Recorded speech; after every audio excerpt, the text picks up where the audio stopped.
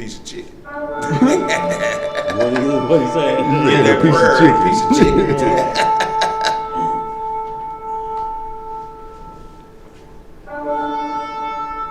Which way are these? That's these right there. Right, we still kind of face the same Yeah. direction as upstairs.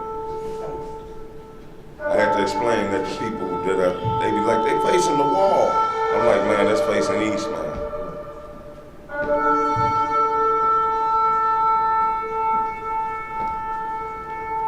I thought this one lady was Bob outside. She had a truck just like her, and she was sitting in the truck.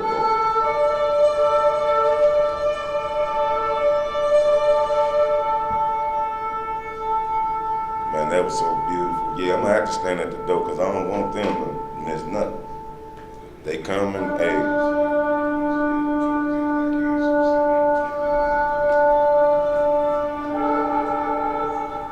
Coming through pretty good, huh? Yes, sir. Yeah, you're all on brother back Clear.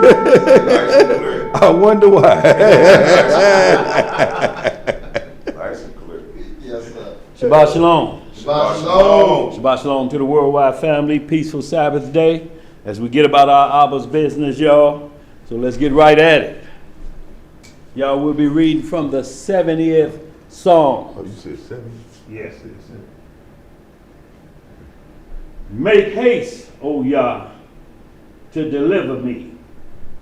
Make haste to help me, O my power. Let them be ashamed and confounded that seek after my soul. Let them be turned backward and put to confusion that desire my hurt. Let them be turned back for a reward of their shame that say, aha, aha. Let all those that seek thee rejoice and be glad in thee. And let such as love thy salvation say continually, let Yah be magnified. But I am poor and needy. Make haste unto me, O Yah. Thou art my helper and my deliverer. O Yah, make no tarrying.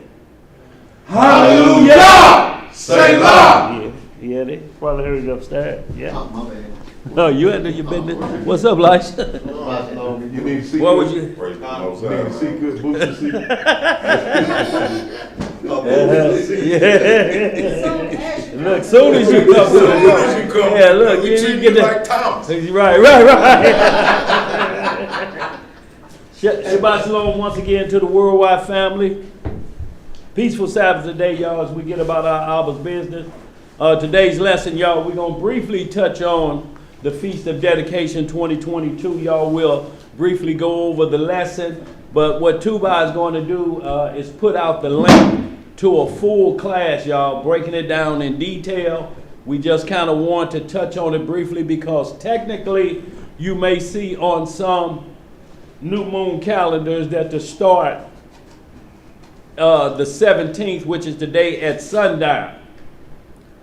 Technically tomorrow the 18th, which is still part of the day because technically the 18th starts at sundown. So y'all, if you light up your menorahs tonight at sundown, it's cool because we will be feasting the day portion of the feast day at the beginning, which is the morning and the evening hours, so to speak, 6 a.m. to 6 p.m.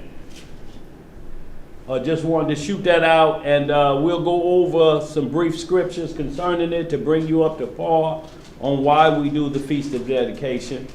But like I say, Tuba, I'll put the full class out there for everybody. Just get on it. Anybody in the chat? I said I just put the link in. Okay. And y'all know how we get down. Y'all, today's lesson, Dedication 2022, briefing, as well as questions and answers, part 2. We had a few questions and answers from last week that we need to address and bring forth to understand the Most High willing. So the first we'll touch on dedication. The first question was false accusations, and we'll explain that, as well as was the Ark of the Covenant moved from where Jeremiah took it. That was the second question. The third question was why change back to the order of Melchizedek if the law is the same, even under Aaron? So that'll be a brief one to answer that. Yeah, that's Hebrews. Yeah, and also the final one, y'all, which happens to be a very controversial issue and one that disturbs a lot of individuals, especially if a loved one is found in this situation and it's suicide. But we're going to do it from a biblical perspective because there's a pro and con side to it when we talk about suicide, meaning to take one's own life. Yeah. And there's various ways that was done, but believe it or not, there's a pro side or a con side. And what I mean by that, if somebody asks you, well, I understand you saying Judas Iscariot took his life, but what about somebody that lay their life down on the line? Ain't that the same thing? Well, there's a pro side to it. That's why you just can't say it's all bad, you know, from the perspective of hearing just one side. That's right. So we want to get into the consciousness of that as well, because once you leave here, there's no repentance in the grave. Right. So y'all, anything else out there too? Let me say this once again.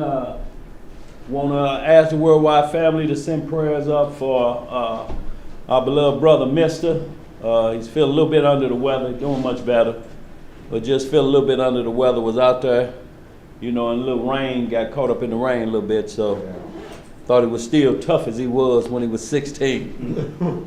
But like we say, like I was telling Mama, I say, hey, you know, Papa goes non-stop every day, Yeah. 7 days a week. Yes, sir. And the Most High will sit you down. Oh, yes, He You won't will. sit yourself down. Absolutely, brother. And once again, y'all want to say all praises to the Most High, and you know, just prayers were answered.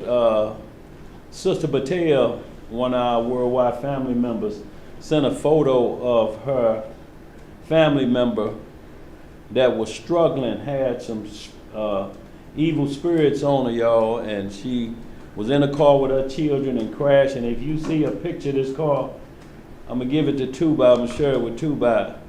This car is basically destroyed, and they walked away without a scratch. All praises. So, you know, I don't want to get into it too much. Hopefully she'll call and give a brief testimony on it, you know, if she get a chance to do that on tomorrow.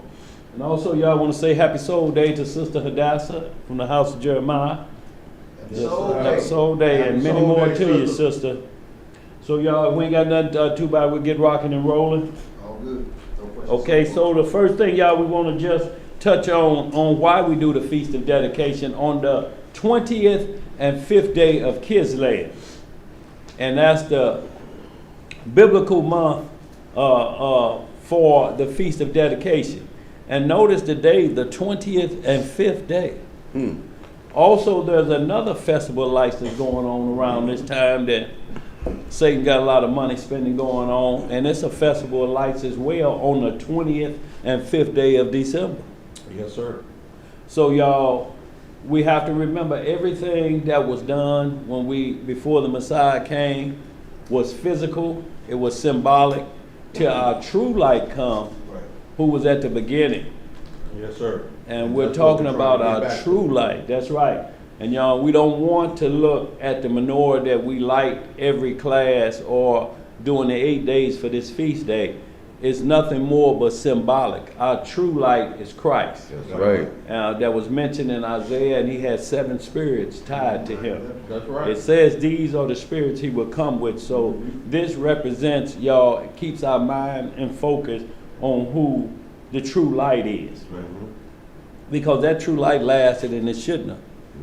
One day of all lasted 8 days. 8 days, miracle. So that's what we're talking about, y'all. So with that, y'all, we're going to get right into it.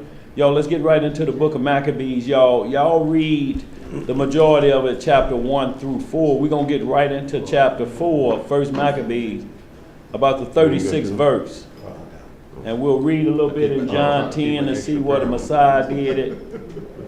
And we'll get into some 2 Maccabees 6 because, y'all, what's happening around this day, y'all, and what we're talking about is dedication. We're talking about rededication of the temple. Yes. And y'all, you have to rededicate yourself That's right. today consciously. And get your temple right. You know That's what I'm right. saying? Like, so he may dwell with you. That's the only way. The Holy Spirit ain't coming in sipping on another cup. No. No. The spirit of discipline will flee. That's right. That's right. So y'all, we will, let's get in 1 Maccabees 4. And y'all, we're going to briefly touch on this. Tubai put the lesson out, the full lesson, y'all. We just going to hit a few points.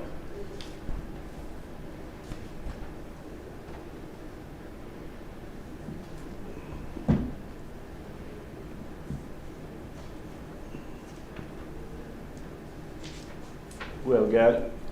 Yeah, where you want to start? We'll start about verse 36. 36. Yeah, y'all read 1 through 36, y'all. We're going to get right to the part of the matter. And then y'all watch the full class. We'll go into it in detail.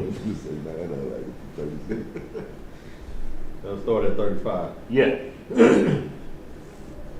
Now when Lysias saw his army put to flight, and the manliness of Judas, soldiers, and how they were ready to either live or die valiantly, he went into Antiochia and gathered together a company of strangers. And having made his army greater than it was, he purposed to come again unto Judea. So we're talking about Judas Maccabeus, who this book is written after, grabbed a couple Hebrews and they withstood Antiochus, you know, scrapped to the end, and he was looking like, man, these boys some warriors. Yeah. Yes, they from the same stock. Yeah, That same stock of David. that's right. That same stock of Solomon. That same stock of Gideon. So y'all, yeah, and they said, this man fought so valiantly, y'all, and that's what we're talking about. Y'all, they fought for an earthly temple. That's right. Y'all, we're fighting for a spiritual temple. That's right.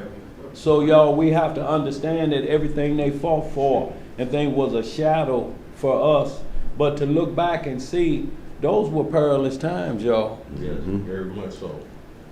Persecution of the church. That's right. Go ahead, bro. Clean my vision real quick. Verse 36. Then said Judas and his brethren, behold, our enemies are discomfited. Let us go up to cleanse and dedicate the sanctuary. What they want to do? Cleanse and rededicate it. Upon this all the hosts assembled themselves together and went up into the Mount Sion. And when they saw the sanctuary desolate, and the altar profaned, and the gates burned up, and the shrubs growing in the courts as in a forest, Oh, man. or in one of the mountains, yeah, and the priest's chambers pulled down. Boy, you talking about ransacked the temple. Ransacked, and then it's just overgrown. Ain't been Looking like a nobody there band dog. cutting the bushes or nothing, bro. Nothing. Just overgrown. Go ahead, bro. They rent their clothes Uh-huh. and made great lamentation and cast ashes upon their heads. Yo, and this is when you done sing and you feel like the power of the Most High is gone. Yeah. That's when you get what we call down and dirty, sackcloth and ashes. Yeah, at your Throw lowest it up point. on your head. You at your lowest point, and you begging the Most High to come and see about you. Go That's ahead, right. bro. Verse 40. And fell down flat to the ground upon their faces, and blew an alarm with the trumpets, and cried toward heaven, Where they cry? towards heaven. Then Judas appointed certain men to fight against those that were in the fortress until he had cleansed the sanctuary. So it's a scrap all the way through. They see it, Yeah. and then they still got some vagabonds hanging around. So they was like, hold them off while we Right. handle this business. And you see, this the point that where he had to fall down on his face after he saw the temple. Now he done whooped the majority of them Grecian Antiochus men that they were stunned and distressed. Right. But it wasn't until he saw what happened to the temple, temple, man, right. that it really, let them know that when you talking about iniquity, Power is gone. And then you see the profaneness upon the temple. temple, the most priest, holiest site the on earth. holies of holies torn down. Pig blood everywhere. Oh, Yeah. man. I mean, you just think of the rage we have when we hear people talk blasphemy against the word. Yeah. Right. So imagine seeing The temple. blasphemy like Oh. that. Seeing the temple man. like that. The whole world coming to see it and it's looking like that. trodden underfoot again. Go ahead, bro. Verse 42. So he chose priests of blameless conversation. What kind of conversation? Blameless See, and that conversation. don't mean, when you see the word blameless, you know, we'll see that in scripture. It say, take a blame. Blaming or blameless is conversation, is not sinning. Those are two different things. But blame could be my bad. It could be a misunderstanding. Oh man, my bad, misunderstanding, man. Right. You know, or long as you wasn't the one that spread forth the misunderstanding. Right. And what we're talking about is nothing that they could point back at to you. You know, it's the Right. same thing of a bishop and Bishop a deacon. and a deacon, right. They must be blameless. Blameless. And what we're talking about blameless is no current fault that could Right. be pointed towards you Right, at the right. time. Nothing blameless. They well, you know, he said no. You know, like how Kanye is getting run through the ringer right now. They're finding ways to find blame talk. Right. Because And that's he's- when they he's put you saying on things- Front Street. Yeah, because he's speaking with a forked tongue. Yes, sir. Go ahead, Elijah. Verse 42 again. He chose priests of blameless conversation, such as had pleasure in the law. What did they have, Elijah? Pleasure in the law. See, because the law is not grievous, y'all. That's right. Pleasure in the law. You know, you're glad to do it. It's a joy to get up and know that, you know, you done serve the Most High, and you hope he see you in a favorable light. Go That's ahead, right. bro. Who cleansed the sanctuary and bare out the defiled stones into an unclean place. And as they consulted what to do with the altar of burnt offerings, which was profane, they thought it best to pull it down, Uh-huh. lest it should be a reproach to them, because the heathen had defiled it. Uh-huh. Wherefore they pulled it down. So, and what we're talking about But is that's law, that too. memory will be always in your mind. Right. You But know, that if was we all left the law. it. Yeah. The Most High says, if any unclean thing is even put in a vessel or Yeah. anything, you must bust it. Bust. You know, till it's completely done away with. Yes, sir. So that's law. Yeah. Verse 46. And laid up the stones in the mountain of the temple in a convenient place, until there should come a prophet to show what should be done with them. Uh-huh. Then they took whole stones according to the law. According to the what? Law. Uh-huh. And built a new altar according to the form. See, so that's what Elijah meant when he said it was according to law. What they saw there, they like, this law, we can't offer that. No. How you gonna offer that on that? That's like offering that on a swine thing, ain't it? Right. It's like ain't enough boiling in the world that's Right. gonna cleanse it. Right. Like you can just pick them ham hocks out of the greens No. and you'll be okay. No. Shalom, No. up. All of it is Defiled. good. No for nothing. good. Right. Shalom, bro. Go ahead, bro. Chicken Jordan. Huh? He was nice. Oh, regular. 48. 48. And made up the sanctuary and the things that were there, that were within the temple, Uh-huh. and hallowed the courts. They made also new holy vessels. And into the temple they brought the candlestick and the altar of burnt offerings and of incense and the table. And that's the candlestick that they brought in. Right. The menorah, so to speak. Go ahead. And upon the altar they burned incense, and the lamps that were upon the candlesticks they lighted, that they might give light in the temple. Uh-huh. Furthermore, they set the loaves upon the table, Uh-huh. and spread out the veils, and finished all the works which they had begun to make. Now on the 5 and 20th day of the 9th month, See, the 5 and 20th day, what's 5 and 20? 25th. Huh? 25th. Yeah, so the 25th day of the month. So, y'all, this is why Satan likes to pull tricks and always be right there. He got his day on the 5 and 20th day of December. The 12th month according to the Gregorian calendar. So both of them are festival of lights, but which set of lights do you choose? But he's always like trick or treat. You know what I mean? He like always, you better choose these trick or treats. You know, the trick is that Santa Claus, the treat is, if you've been good, you get something. So y'all, he masquerades yeah, as an angel of light. Go ahead, bro. Verse 51? Yeah. No, 52. No, Now on the 5 and 20th day of the 9th month, which is called the month Caslow, in the 140th and 8th year, they rose up betimes in the morning and offered sacrifice according to the law upon the new altar of burnt offerings which they had made. Look at what time and what day the heathen had profaned it. Right? Even in that was it dedicated with songs and citherns and harps and cymbals. Right? Then all the people fell upon their faces, worshiping and praising Yahweh of heaven, who had given them good success. What did he give them? Good success. Uh-huh. And so they kept the dedication of the altar 8 days. How many days, like? 8 days. Uh-huh. And offer burnt offerings with gladness, and sacrifice the sacrifice of deliverance and praise. See, y'all, and that's what it was about, the sacrifice of deliverance and praise. Shalom, Margaret. So that's what we want to get the understanding of what Christ was to us and the light that he was to us. He was an offering, a dedication. And look at what Satan is doing. He's saying his birth child was born on the 20th and 5th day. A lot of people will say, hey, well, you know, was Christ born on December the 25th? So, y'all, we have to be clear and you know, at least turn the question back around on them and ask them, are you talking conception or are you talking live birth?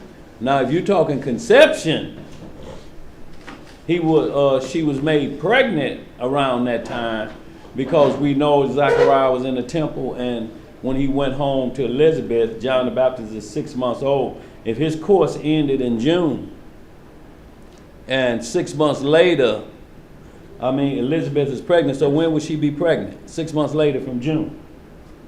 November. Huh?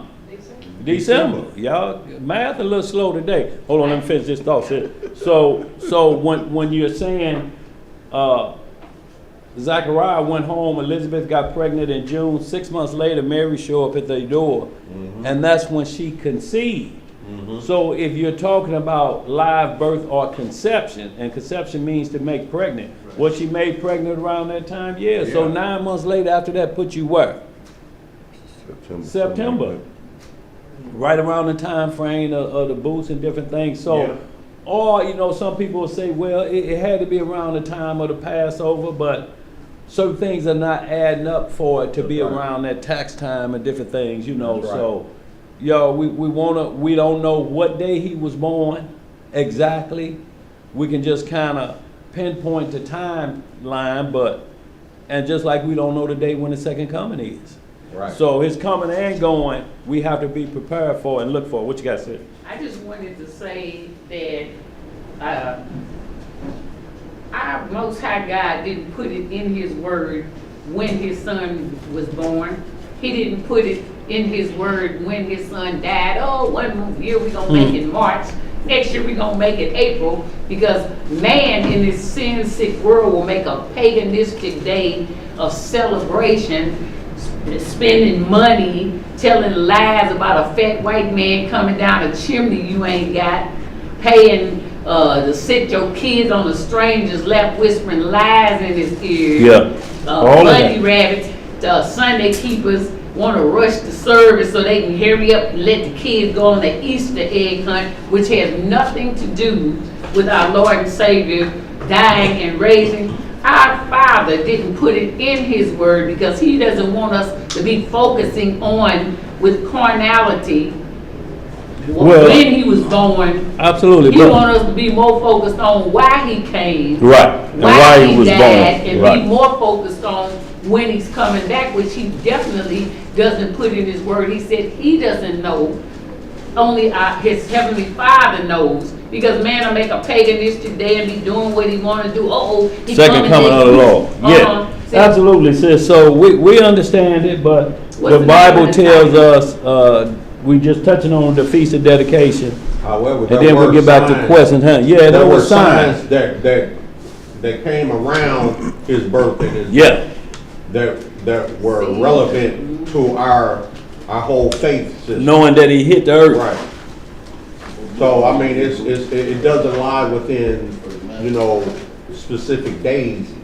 It lies within the signs of the time. Right. Just like the And be seasons watching, change, and something right, really and happens. just be watching y'all for when it come, y'all. But what we're talking about is those that may have been taught that their whole life, Yep. because they ain't never been taught to study the Bible. Now, when you show them the truth, does it get overrode with, well, don't it make you feel good? Right. Well, a lot of things make you feel good that may not be good for you.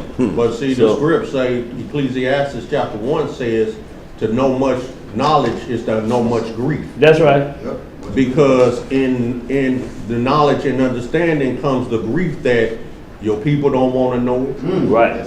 Comes the grief that people don't want life. We've made a contract with death as Right. opposed to life. Right. You know, all these things come about when you have knowledge and understanding of the truth. And look, and why y'all we have to show mercy is because if we look past when we was doing it, ripping packages open. Now, what if it was a group of people sitting at a table like this when we was having at it? Right. And look, it ain't like you don't know it's a lie.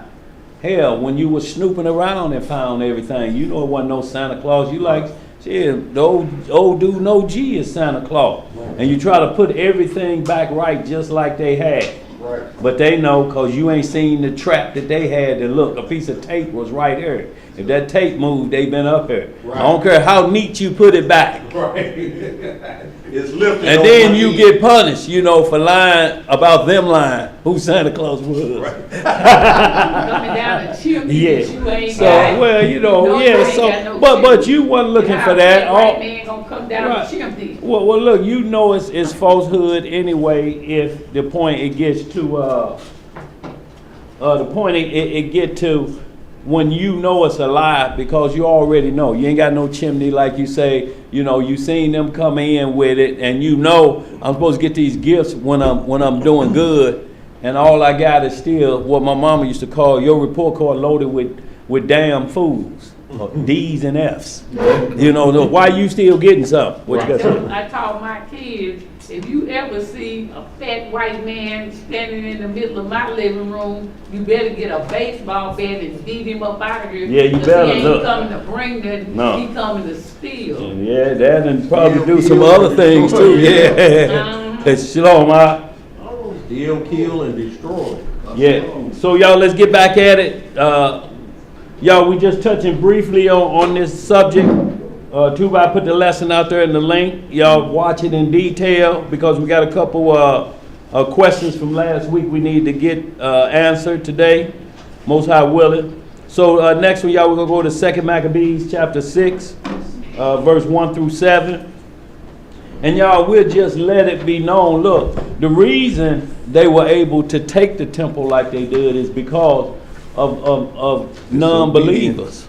Right. You know, we had a group of Israelites that just didn't want to believe. They didn't believe the law anymore. It became a strange thing. Yeah. Y'all, it's almost like today, but this is what I want y'all to understand too, is like I said, if they had kicked in on us, turned presents open, and it was like a same group of guys up here, they would have let us have it, you know. But we have to thank the Most High that He brought us out of that situation. right. Right. And we didn't get a chance to be. So we have to show that level of mercy ourselves because we were once where they at. That's why Paul said you were once in that darkness. Right. In that darkness. So, you know, but don't, you know, stress people out about where they are in their walk. Right. You try to admonish them and bring them forth. That's To right. that Right. level. Insulting them ain't gonna get it. No, if anything, it's gonna make them rebel even more. Right. Right. And if they reject y'all, it's on them. But at least the light, Right. you know. But look, and then this situation, because it's in that season, it's a fever pitch. I don't care where you're going to hear Merry Christmas is how do Right. you You're going to respond. hear it. You are look, or Happy you can holidays. look, you can play the game. No, I'm doing feast of dedication. You know, so I don't believe in Christmas, you know, Jeremiah 10, and then you move to the next aisle. Merry Christmas. Oh no, you know, I don't do it. You know, you see I'm doing the Feast of Dedication. You gonna be tired. And then you walk over here to get You some gonna be a Merry tired. Christmas. No, you see I don't do it. You know, you got to You come gonna up be with a tired. term just What you gonna equal. play? You just, Yeah. Now you don't wanna go nowhere, you know, staying in the house. Right, you just, all right now. See, and what it is, it's a response to them automatically because it's a send and receive type of deal. You know, so automatically you just say, okay, now, all right, now, you know, and you go about your business. So they won't respond again back to you, and to them they saying, well, okay, he must not celebrate Christmas, and you keep going because I mean you're not going to make it through the store if you have that mindset. Anybody said to me, I'm gonna break them off. You'll be in that store gonna until be it breaking closes. off. You'll be You sweeping gonna up. forget what you came Look, there you'll for. be in there with the janitor sweeping up. So Back in the so, corner. look, Like, hell, I look, come here you know, for? hold on, and break then them off. somebody else say, hey, it's a dude over here saying we ain't supposed to, and then you gotta go over there. So y'all, you know it's like that. That don't prevent you from going to the stores, it just prevents you, all right now, you know, you just, all right now, and you keep it moving. Because this spirit out here, y'all have to understand that the spirit, you know, it'll be like, if you say something about a gay person, you're homophobic, so they're saying you're Grinch phobic, or you know what I'm saying? So what I'm saying is, and then that throw you into a frenzy. Now you're ready to argue different things. Just keep it moving. It's going to be some that's going to be receptive to it. But y'all, we have to remember where we once was, and at least give that bit of mercy that you would have been. Just picture yourself in your moment of teeth bared, ripping through gifts and looking for what you got, you know, and then somebody kicked the door in, some Israelites back then. Like, so what you gonna do? What you got to say?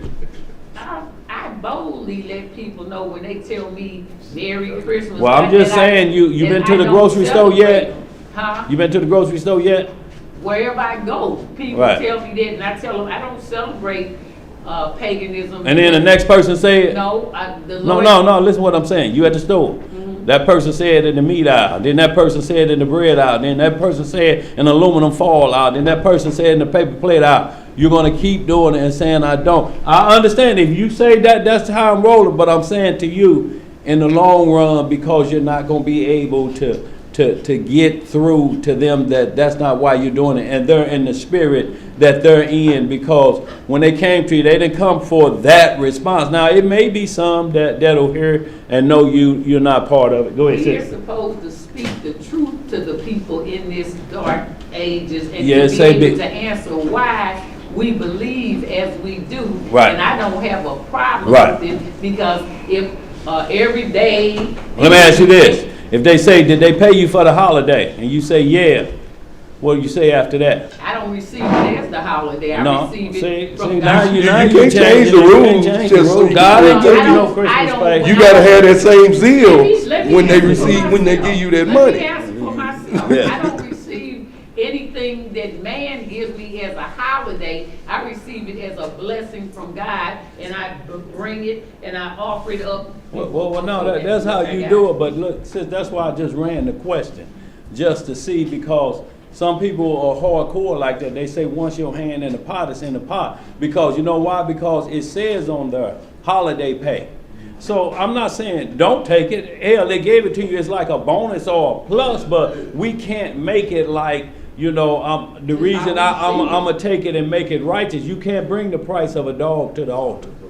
That's what we're saying, sister, under no circumstance, because everybody will have their reason why they do it. You understand? So let us be fully persuaded from every angle that this may take place. So that's why I just threw that out there, sis, because they could ask you about that. And if you say that, then they'll say, well, what about me having my own way how I do? I'm doing this. I hope the Lord bless me on this. This is a blessing from the Lord, what I'm doing. These people ain't got no pants. They ain't got nothing to eat. They ain't got no shoes on their feet. Children ain't got no toys, you know, which, you know, or should they have toys 364 other days, but just not that day. So this is what I'm telling y'all. This is a conscious movement when you're in the land of your enemies, when you're surrounded with the world. You got to know how to deal in the world, or you'll be wore out. This day of theirs will wear you out. But what I want to do, I want to get into some Jeremiah 10 because it's more reading than just that one form of Right. tree. Gotta go all the It's way more down. than that. We got to go to verse 10. What you got over there, Jeremiah, Theo? what, I'm sorry. Huh? Jeremiah. Jeremiah 10. We're going to hit it real quick. Go I ahead. was gonna say, really, all you gotta do is live a life. You ain't gotta really talk. Every time I do it, I just do what I do, and people ask me, well, why you not in the seat? Then I go into that if they ask. Because If they ask, Other than that, I'm not asking, Right. no, I ain't giving it to you. Because not only that. Because you don't want it, and I don't want my stuff trampled on. Yeah. I take my words very preciously, and I don't want to waste them on nobody that don't want them. Yeah, Absolutely. So y'all, that's why we just have to be careful, y'all, on how we doing things, because what it is a customs of the people. You know, and that's what he said is vain, which it means it's worthless. So it's not like you gonna because an idol is nothing. That's why we can walk right past the tree out there and not never pay no mind to it. Now some people will say, no, y'all full of BS. That look like that's the entrance to y'all door. Look like y'all gotta lay a gift there before y'all come in there. Wow. Why they put it right by y'all door? You know what I'm saying? Right. So we would be into that deal. Shalom, bro. Who that? Oh, what's up, bro? Come on in. Hello, Yeah. brother, how you doing? Yeah. You coming in for Bible study? Yes. Okay. Okay, I asked you to remove your hat, brother. Yeah. Thank you. So y'all, we gonna hit, before we get that second Maccabees 6, let's just get right into the Jeremiah 10 so we can get some good understanding on that. And just clear this up because a lot of people just stop at verse 4, but there's more to tree worship than just a physical tree, y'all. Tree worship started in the garden, didn't it? That's right. You're not to eat from the tree of what? Knowledge of Good good and and evil. So y'all, tree worship been a long time, and it speaks of that because that's the doctrines of devils and demons. When a man is a physical tree, like he said in Matthew 7, Matthew 12, you should know a tree by its fruits. That's right. A rotten tree cannot bear good fruits. Hey, So- did y'all look at that video I sent out about that woman in the witchcraft sorcery for 18 years? Yeah, He sent yeah, me. yeah, I saw He that. sent me. I seen it, but I ain't Oh, I get watched you send it. me And like they said, we said earlier that the custom of men are vain. That's all it is, yeah. So if it's vain, It's how much worthless. energy are you gonna give fighting against it? To worthlessness. To something that's worthless. Right. You gonna spin all your wheels on something that's worthless? Right. And look, now, it like you said earlier, Sin, Zeb, right, if it right. come up and they try to say, well, it's related to the Bible, and that's Christ's birthday, so now, then you may Now have you to gotta- be yeah, you might have to drawn defend into that, a yeah. conversation. Like I Yeah, say, you definitely start off, defend or that. you talking conception or live birth.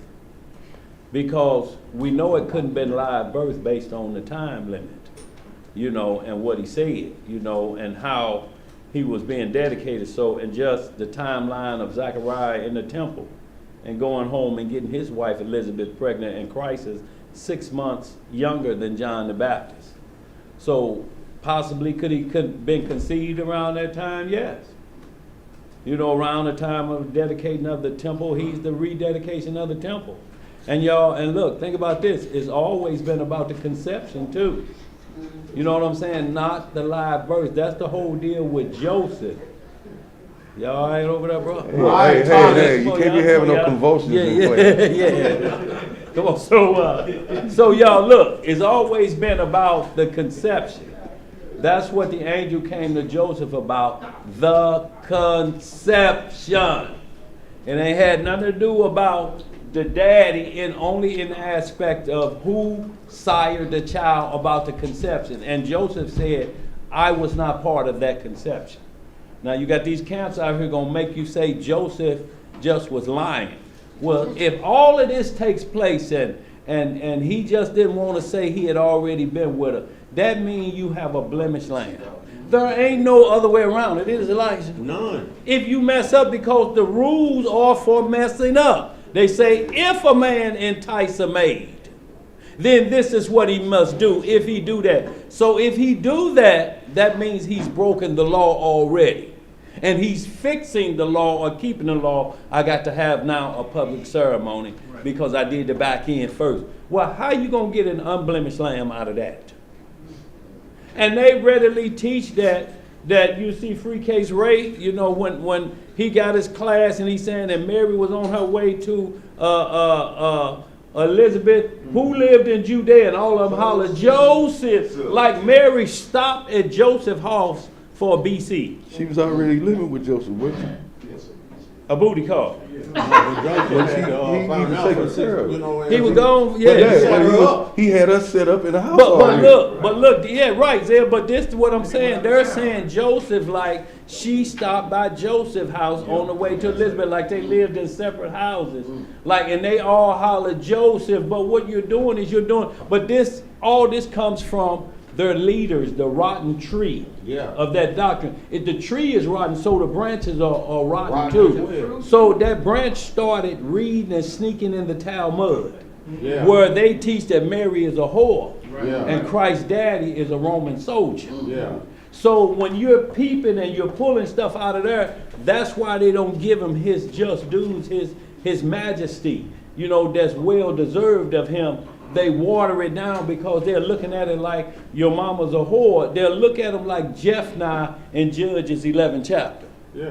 That valiant warrior. They'll water him down to like that and talk about his mama. But they get that from sneaking in the Talmud. That's where they get the hexagram part from too. See, they hang on to certain parts of it. But it also allows them to remove him out of the out of the priesthood. program. Yeah.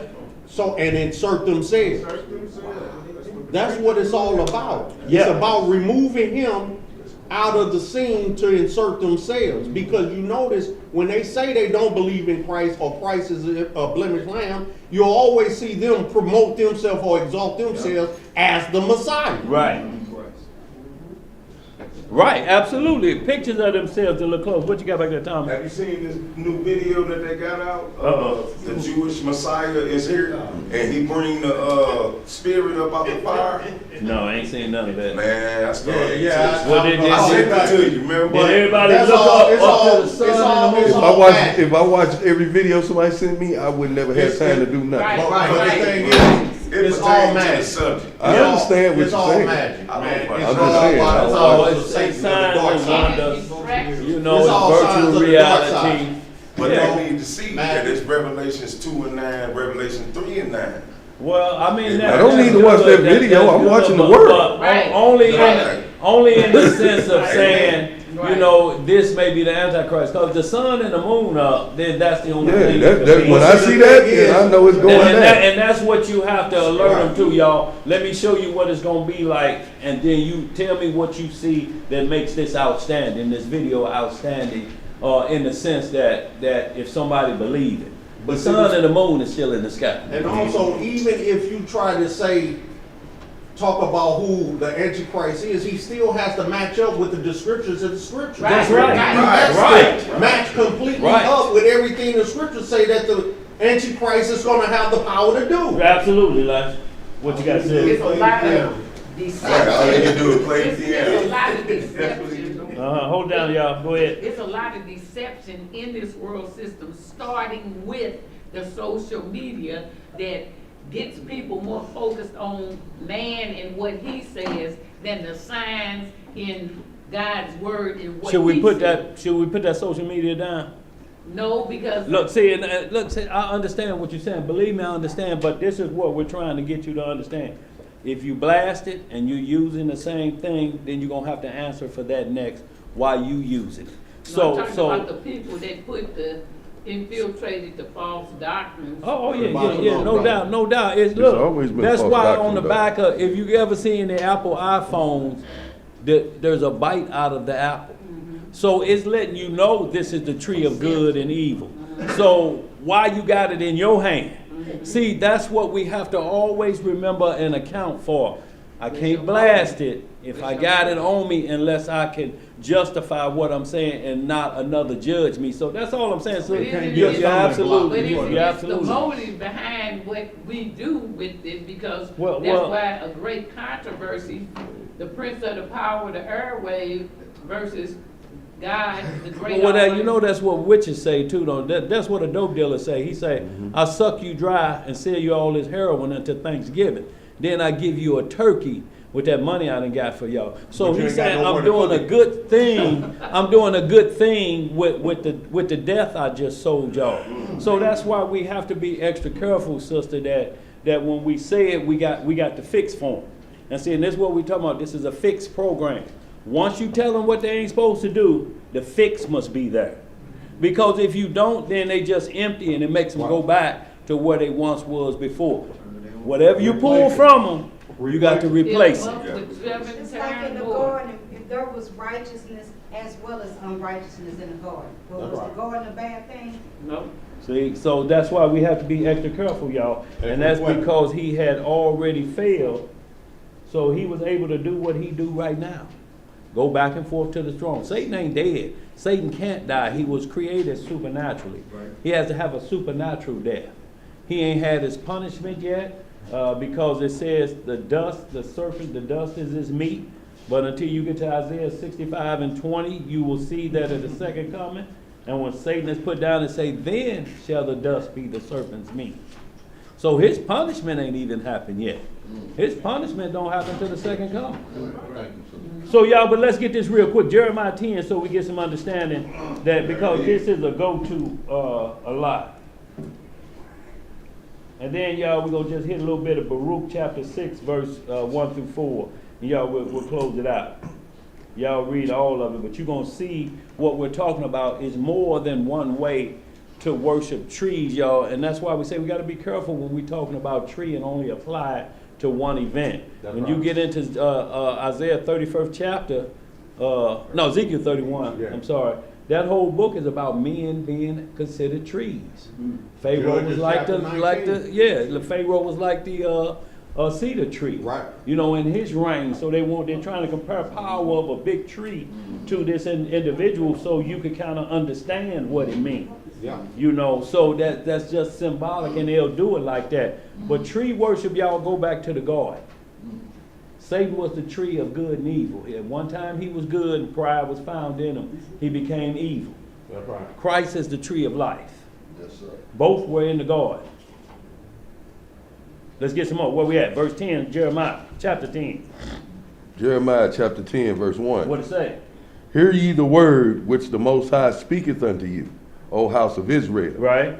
Thus saith the Most High, learn not the way of the heathen, Uh-huh. and be not dismayed at the signs of heaven. Uh-huh. For the heathen are dismayed at them. So we can't learn the way of the heathen, y'all. And what we're talking about, they have a learned behavior. And it's one thing if you happen to do something a way of the heathen versus learning it. That's two different things. Learning it, you know the process to teach somebody else the way of the heathen. That's right. That's not a happenstance. Now, you may be collateral damage, get caught up in some, here your pockets load, somebody say, come on into the Christmas party, eat free.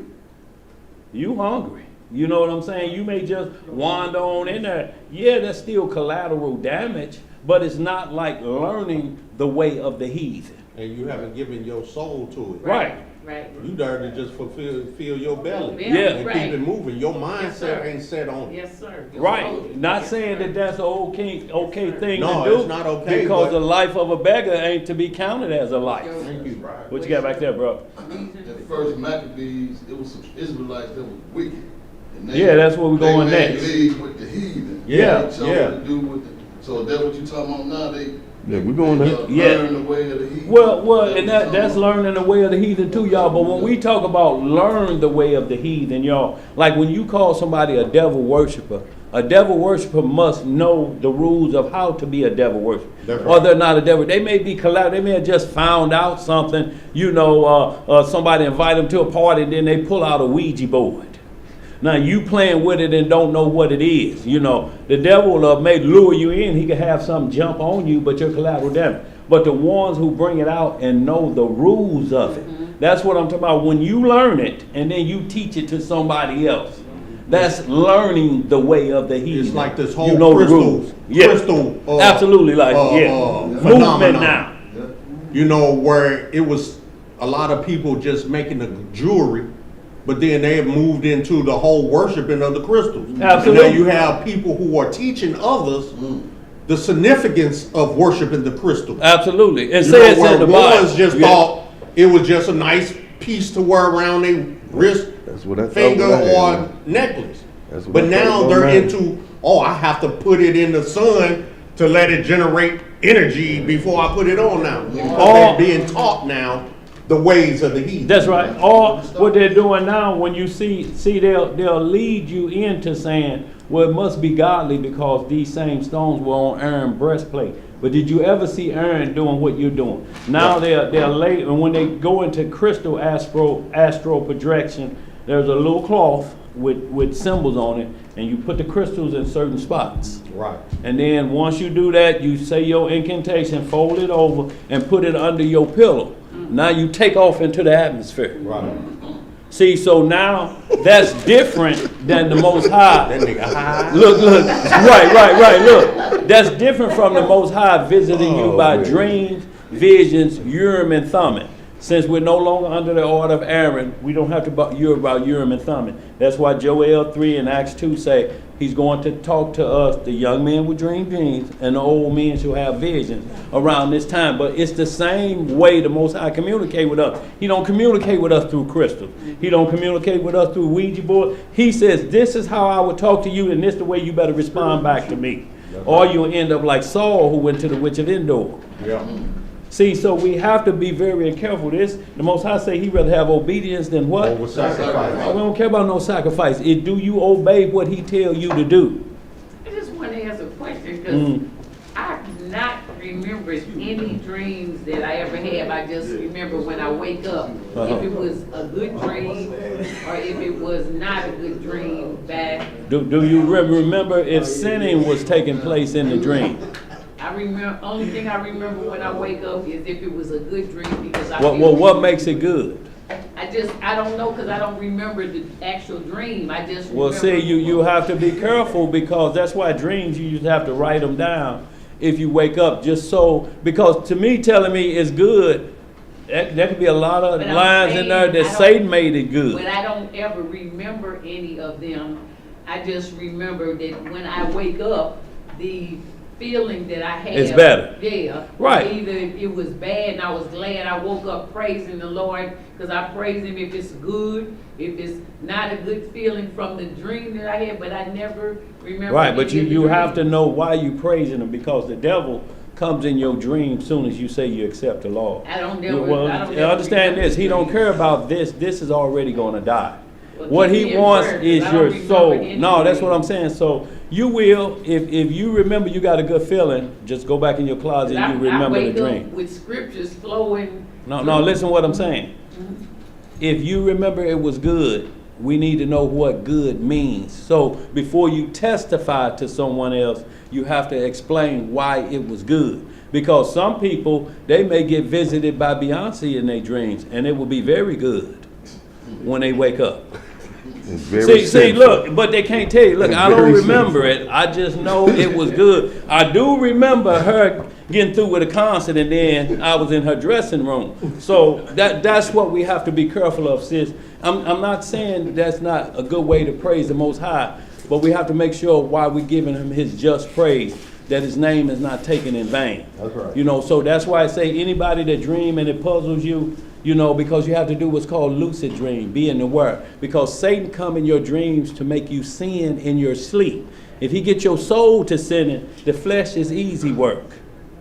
So you have to be stronger in your sleep than you do when you're awake. Because that's when he comes, because you're without defense. That's right. Ain't nobody to help you. See, he come up in here now, at least we could try to throw some blows. Wow. You know, but if he comes in your sleep, you solo. So that's what I'm speaking of, Just sis. keep me in prayer because I don't. Keep us in remember prayer. all Keep the us in dreams. prayer. But I look, just we're giving praise you, him in the look, morning. let me give you this, write this down. Sirach in the Apocrypha, chapter 34. You want Deuteronomy 18 and you want Deuteronomy 13. Those are the instructions for dreaming. Dreams. Yeah. So everything in the Bible has rules. From dreaming, Deuteronomy everything. 13. Deuteronomy 18 and Sirach 34 breaks down dreaming In the Apocrypha. in the Apocrypha. Those breakdown dreams, everything in this Bible is with rules. There's nothing he get. Every gift has its own rules. Speaking in tongues has its rules. In 1 Corinthians 14, it start off telling you out the gate, unless you able to edify, don't speak in tongues. So all these brothers around here saying we supposed to be speaking Hebrew and they ain't got no interpreter with them, they supposed to keep silence, don't they, Elisha? That's right. Every time you speak a word, you supposed to stop and interpret it. You just can't be speaking Hebrew just because we say we Hebrew Israelites and think I understand. I speak English. I got this on my shirt. Yahweh, right? Am I right? You tell me what it But says. look, I have to break it down in English, but I did look it up, Zeb, before it came down, just in case somebody asked. Yeah. Okay. So, y'all, that's why Paul say, I'd rather speak 5 words than you can understand than 10,000 you can't. Because if you tell me a Hebrew word, I'm still going to ask, so what it means? And then you got to break it down to me in English. Or you got to have an interpreter break it down for me. Or you got to hold silence. See, it ain't just women keep silent in the church. In 1 Corinthians 14, 32, 35, it say, men, if you speak in tongues and ain't no interpreter there, Close your mouth. keep your mouth. Keep silent in the church. You better not open your mouth, man. So let's get some more, y'all. Let's get caught up, y'all. We're getting a little bit behind. Verse 3. Yeah, what it say? We in Jeremiah chapter 10. chapter 3.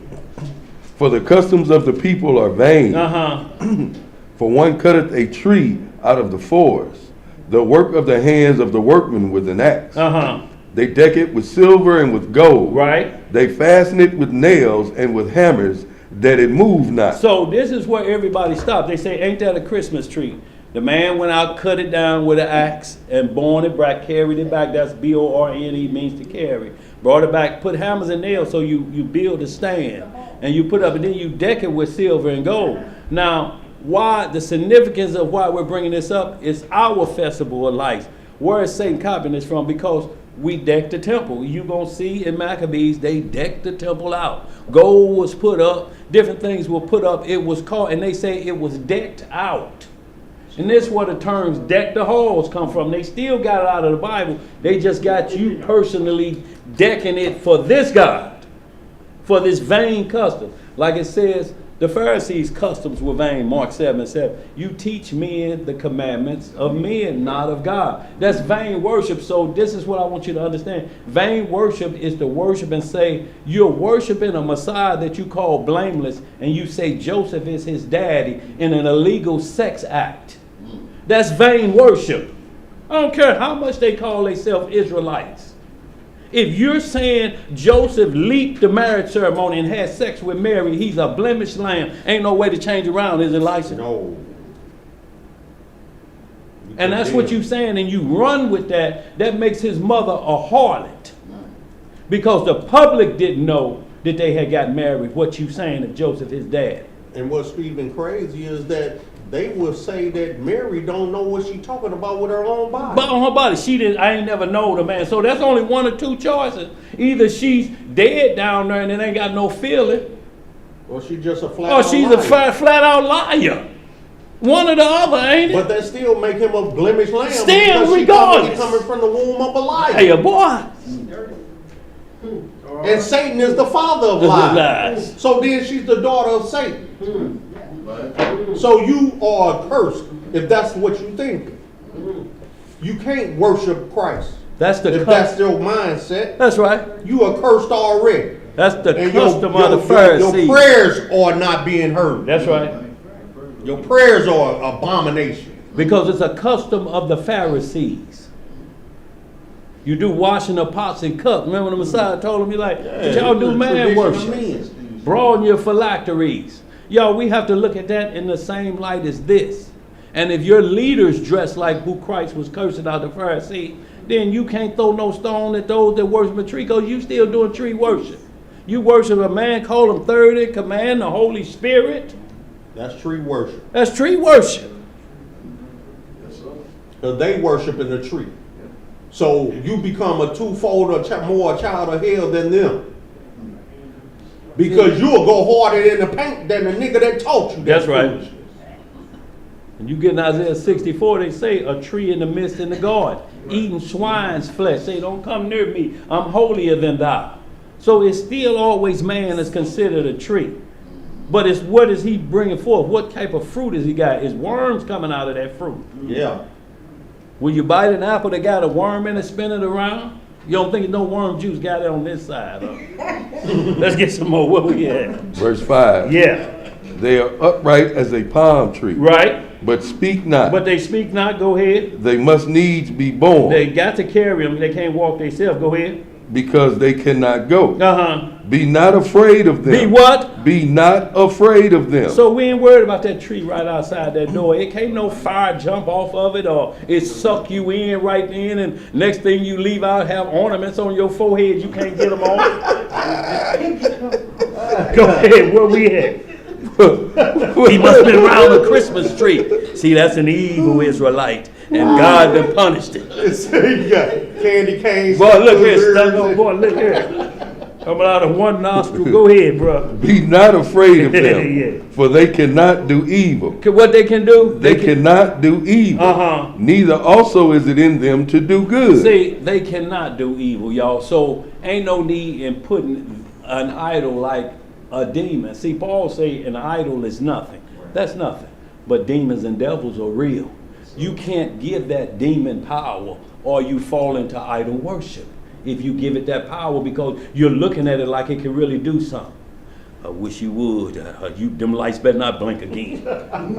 They gonna blink. Look like that president moving under there. You better get out of here, devil. No, that's somebody playing tricks on you. Go ahead. What else it say, Zan? Verse 6. Yeah. For as much as there is none like unto thee, O Elohim, thou art great, and thy name is great in might. Who would not fear thee, O King of nations? Right. For to thee doth it appertain. For as much as among all the wise men of the nations, and in all their kingdoms, there is none like unto thee. But they are altogether brutish and foolish. The stock is a doctrine of vanity. See, the stock is a totem pole. See, so that's where the stripper pole come from. So they used to dance, women used to dance around the totem pole. But the only difference now is that totem pole had knots in it. And that's all I'm going to say. Because I said I wasn't going to say no more. But they used to dance around the totem pole, y'all. So you have to understand, y'all, that was tree worship too. Let's get some more. What? Go ahead. You ain't even have to say it. Go ahead, go ahead. Go ahead, bro. Verse 9. Yeah. Silver spread into plates, it's brought from Tarshish. Where it's brought from? From Tarshish. And gold from Uphaz. The work of the workman and the hands of the founder. Blue and purple is their clothing. They are all the work of cunning men. What are their clothing? Blue and purple. Let's keep going. Verse 10. They are all. You see them on the corners, don't you? Wait a minute, I got on blue. Come on now. Well, And my wife got on purple. But y'all ain't got that alphabet camp. Right. Yeah, and this is not a uniform. Right, go ahead. That's what we're talking about. Go ahead, bro. Verse 10. Verse 10. Yeah. But the Most High is the true power.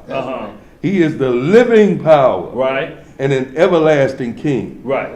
At his wrath the earth shall tremble. And the nations shall not be able to abide his indignation. Now you can hold that real quick, y'all. Just hit me Baruch chapter 6 and just read the first couple verses. But the whole chapter is about the stock. Can we take that to 12? You want to take 12? Go ahead. Run to 12 then. Jeremiah 10, verse 11. Verse 11. Thus shall ye say unto them, the gods that have not made the heavens and the earth, even they shall perish from the earth and from under these heavens. He has made the earth by his power. He has established the world by his wisdom and has stretched out the heavens by his discretion. Hallelujah, sister. Yeah, let's get right, Baruch. I just want to read the first 4 verses. And then y'all read the whole thing because the whole thing is going to explain what we just read about stocks. This goes into detail how they would dress a stock up and put gold on. Yes, indeed. And look, they putting gold, y'all, so y'all understand this ain't nothing new, y'all. We just coming back to the days of Noah. That's why the strip pole has become norm in our culture like it's every day. You have to understand, our children are being taught how to dance like that. You know, this is old vain worship and custom that learning the way of the heathen to dance around a tree or around a pole. Y'all, this ain't nothing new. Shalom, that time. Shalom, bro. So y'all, this ain't nothing new for us. Let's grab the chair off here, one over there. Yeah, yeah. So y'all, that ain't nothing new for us to the Bible is the book of life. That's right. When somebody say it's a new doctrine, all they're doing is undercovering Satan's. It's the first time they're undercovering his wickedness. The Bible is Alpha to Omega, Aleph to Tav. Ain't nothing else coming in and ain't nothing else coming out of it. It's solid. It don't need no help with nothing else, y'all. We have to understand that. Shalom, y'all. What's up? Look at our family. Yeah, it's our family, y'all. Yeah, they live in the county. Can't see it now. Yeah, they live south. They live West County, y'all. Yes, sir. West County. Yeah, West County. A far West County. Shalom, sis. So y'all, let's get right back into it. The book of Baruch. Y'all, we gotta get caught up. Let's just go hit these first 4 verses of Baruch, and then this will wind up what we're talking about. We'll get back to the last few scriptures on dedication, and then we'll get into the questions and answers we had last week. Shabbat shalom, sis. Shabbat shalom, sis. Let's get it, y'all. We're going to Baruch chapter 6, verse 1. And y'all, what we just read in Jeremiah 10 about the stocks, this is explaining stocks to the letter and how they were worshipped. A stock is a totem pole. Like you see Indians with them a lot. Indians used to have birds like that with them in totem poles. They danced around a totem pole. Yeah, with it was called, what was them dances they used to call them? Rain dance. Dance. But they was dancing around the pole. That was their god. Yeah. And would try to bring forth rain and different things for and them. They would offer sacrifices to it. Mm-hmm. Yeah. And sometimes they will offer child sacrifices. Absolutely. But we just going to read this, y'all. Y'all hold down, y'all. We got to get going. Come on, y'all. Let's get it. Baruch, chapter 6, verse 1. What it say? Because of the sins which ye have committed before Yahweh. See how it always start off the subject matter, and now everything else is explained behind what this, behind this call. Sin, transgression of the law. That's what sin is. Come on, let's get some more. Because of the sins which ye have committed before Yahweh, ye shall be led away captives into Babylon by Nebuchadnezzar, king of the Babylonians. So when ye be come unto Babylon, ye shall remain there many years, and for a long season, namely 7 generations. Right.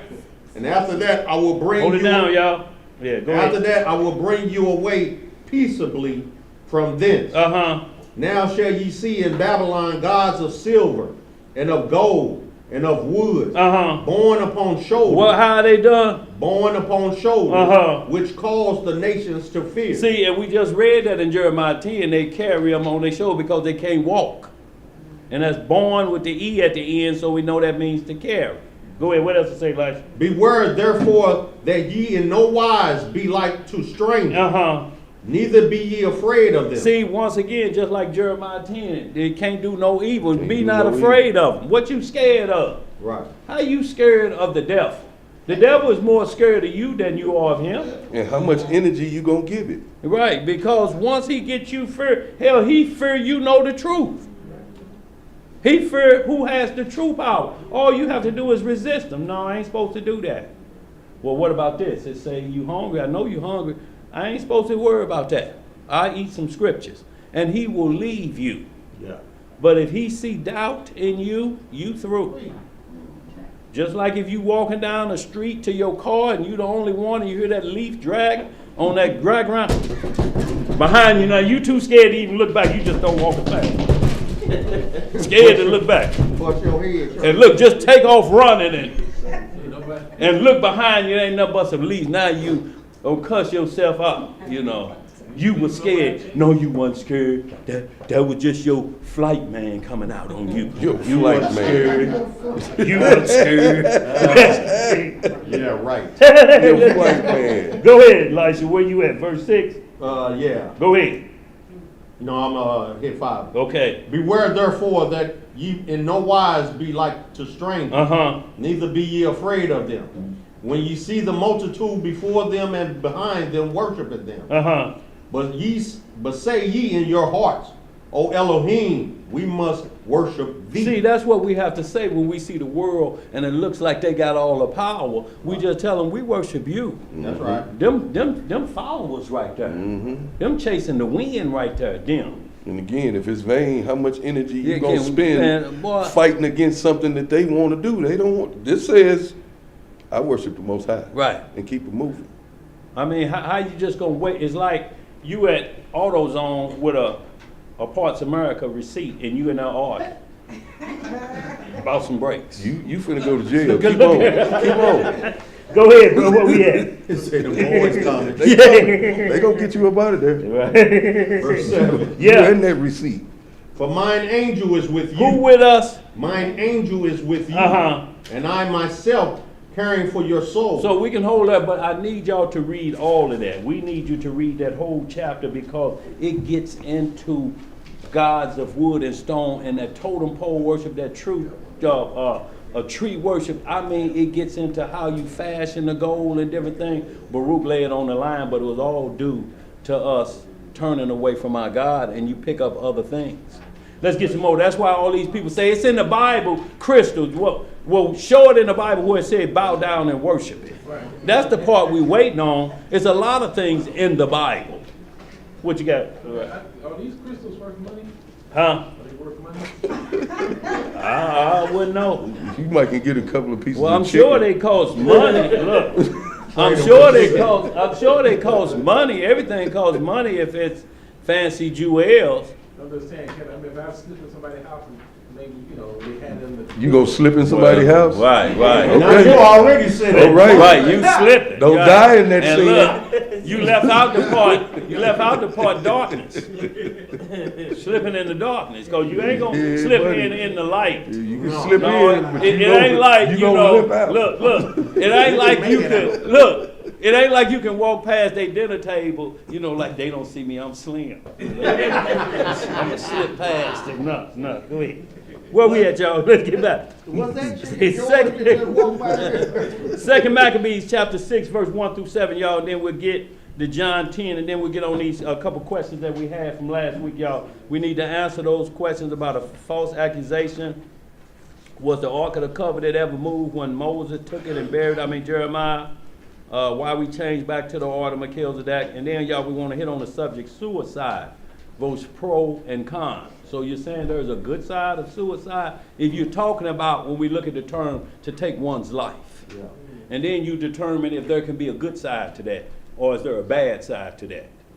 Ecclesiastes 41. So we're going to get into the scriptures pertaining to that because there's a lot of areas covered that.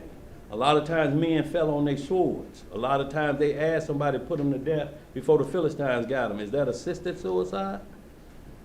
You lay down your life for your brother. Say, look, we got to get into these scripts, y'all. So we want to be careful. We just tell somebody you're going straight to the lake of fire for doing it. It has to be based on the case situation. The scripts say always be able to repent. But if you put a shotgun in your mouth, those 100 levels of consciousness gone. Because you can still hear like you're in a coma before them levels leave you. There's time to still repent in your conscience. That's why the order of Melchizedek is so important, because it's a conscious doctrine. See, when you can't wake up in the bed, you're in the same position. You feel like you finna die in your sleep. You can't be just hollering and, somebody wake me up. I feel like I'm gonna die. You have to start praying at that point. Lord, have mercy on me. If this the hour, have mercy on me. You have to do what's called lucid dreaming. That means to be in the awareness that this is a dream. And I have to keep my wits about me. I have to keep the law. And that's why every time you have a bad dream, you sit up, it's 3 o'clock in the morning. You know why? Because it's called the fourth watch of the night. Some people call it the devil's watch, but that's the time the devil always come and attack in the fourth watch of the night. Now, hour of prayer. That's called the hour of prayer in your sleep. The hour of prayer at the daytime is 2 p.m. to 3 p.m. It's called the hour of prayer. That's the best time to pray. Every time is good, 24 hours. But when you have what's called the hour of prayer, and that's when Satan come at night to see if you're ready to be on your hour of prayer in your sleep, or is it just when it's daytime? See, you can talk tough. You know, somebody see you, where he going? Going into his prayer closet. Do it every time around this time. You doing it in front of me. But look, if you kicking somebody come in your bedroom and your covers on the ceiling fan, it was a rough dream. You kicking wildly in your sleep. See, and that's what the devil wants. Because once he gets you scared to go to sleep, then you're his. Because your immune system gonna drop down when you come. You can't do this all night till the sun come up.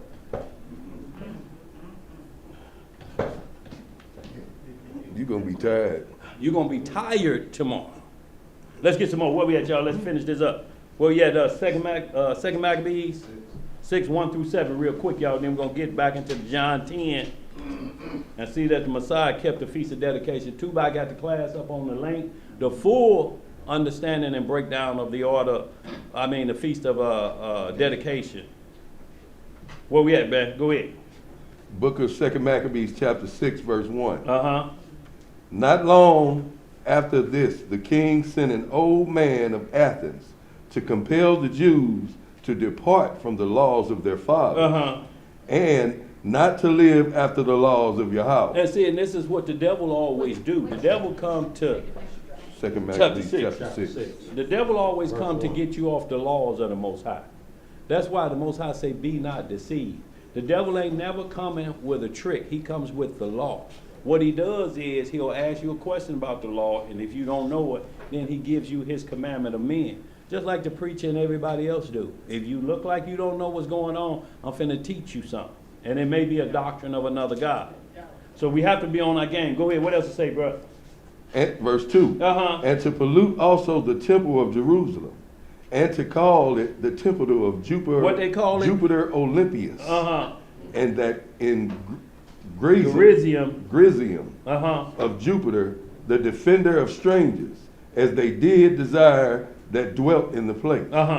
The coming in of this mischief was sore and grievous to the people, for the temple was filled with riot and reveling by the Gentiles. So, coincidentally, there ain't no coincidence that they just got, and we're talking about Batman and Babylon right here, right? So ain't no coincidence that they got the new movie out, Babylon. See, and when you understand Babylon, that's part of moon worship. When you look in Freemasonry, what they do on the full moon is called Babylon. Aleister Crowley talked about it. So Margot Robbie, the woman that's starring in here, she said, when I read the script, I was a little stunned because of the nakedness and the orgy scenes. See, this is what we're talking about in that doctrine of the devil. Once you make it to the orgy, it's over. Ain't nothing else come with that package. Once you go to the Beverly Hills mansion party, that's it. Nothing else in your life at that point. That's the pinnacle of it. Because you may be thinking it may be who I'm thinking a superstar now. You still got Madonna, think she 25 pulling off her clothes. She may be in a room in there and you thinking Madonna's in there. I'll really be talked about. Now, yeah, you're going to be talked about. No, because she way past a cougar and just still won't put her clothes on. Yeah, boy, look here. It sounds like Mike F said, boy, she voice out your air.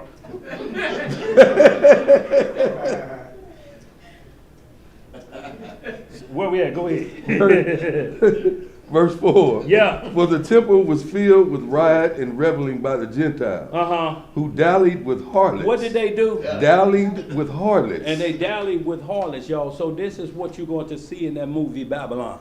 You're going to see what happened in our temple. You're going to see what take place in the orgies when you reach the pinnacle. I don't care what star you listen to. When they go to that mansion party, that's the pinnacle form. Is what the doctrines teach, 70 virgins and this. So their mind is just wrapped around fornication. Now look, they know it's wickedness in there, but guess what they won't do? Tell you who they saw in there. Yeah, I saw boy, and I was stunned to see him up in that room. Well, I'm sure you can't talk because they may have seen you go through a door. Right. You still in the party. The bottom line is you at At the mansion. party. Look, there are people You tell went they, to the mansion. they take blood from you to go up in them mansion parties. People give up a drip of blood to go up Yeah. in these parties. That's the pinnacle of it. That's all it is. Once you reach that level, all the cars and all that stuff don't matter, because how many cars can you drive at one time? That's it, ain't it?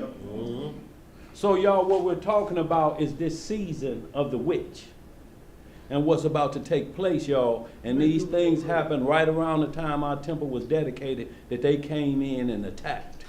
And they defiled it, y'all. I'm talking about, can you imagine the holy temple?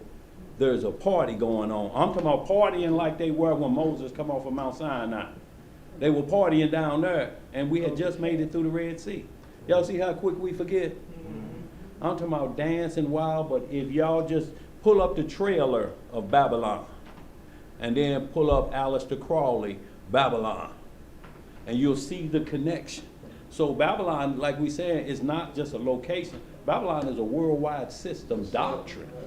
You leave America, America's still what do you call that term when you're affiliated with somebody else? An ally with them, with Britain and so where you gonna run off to? That Babylon don't find you. Let's get some up. Again, before we move on, Yeah.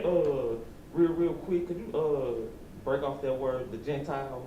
Okay, so when you're looking in the Bible of the Gentiles, either it means a whole word.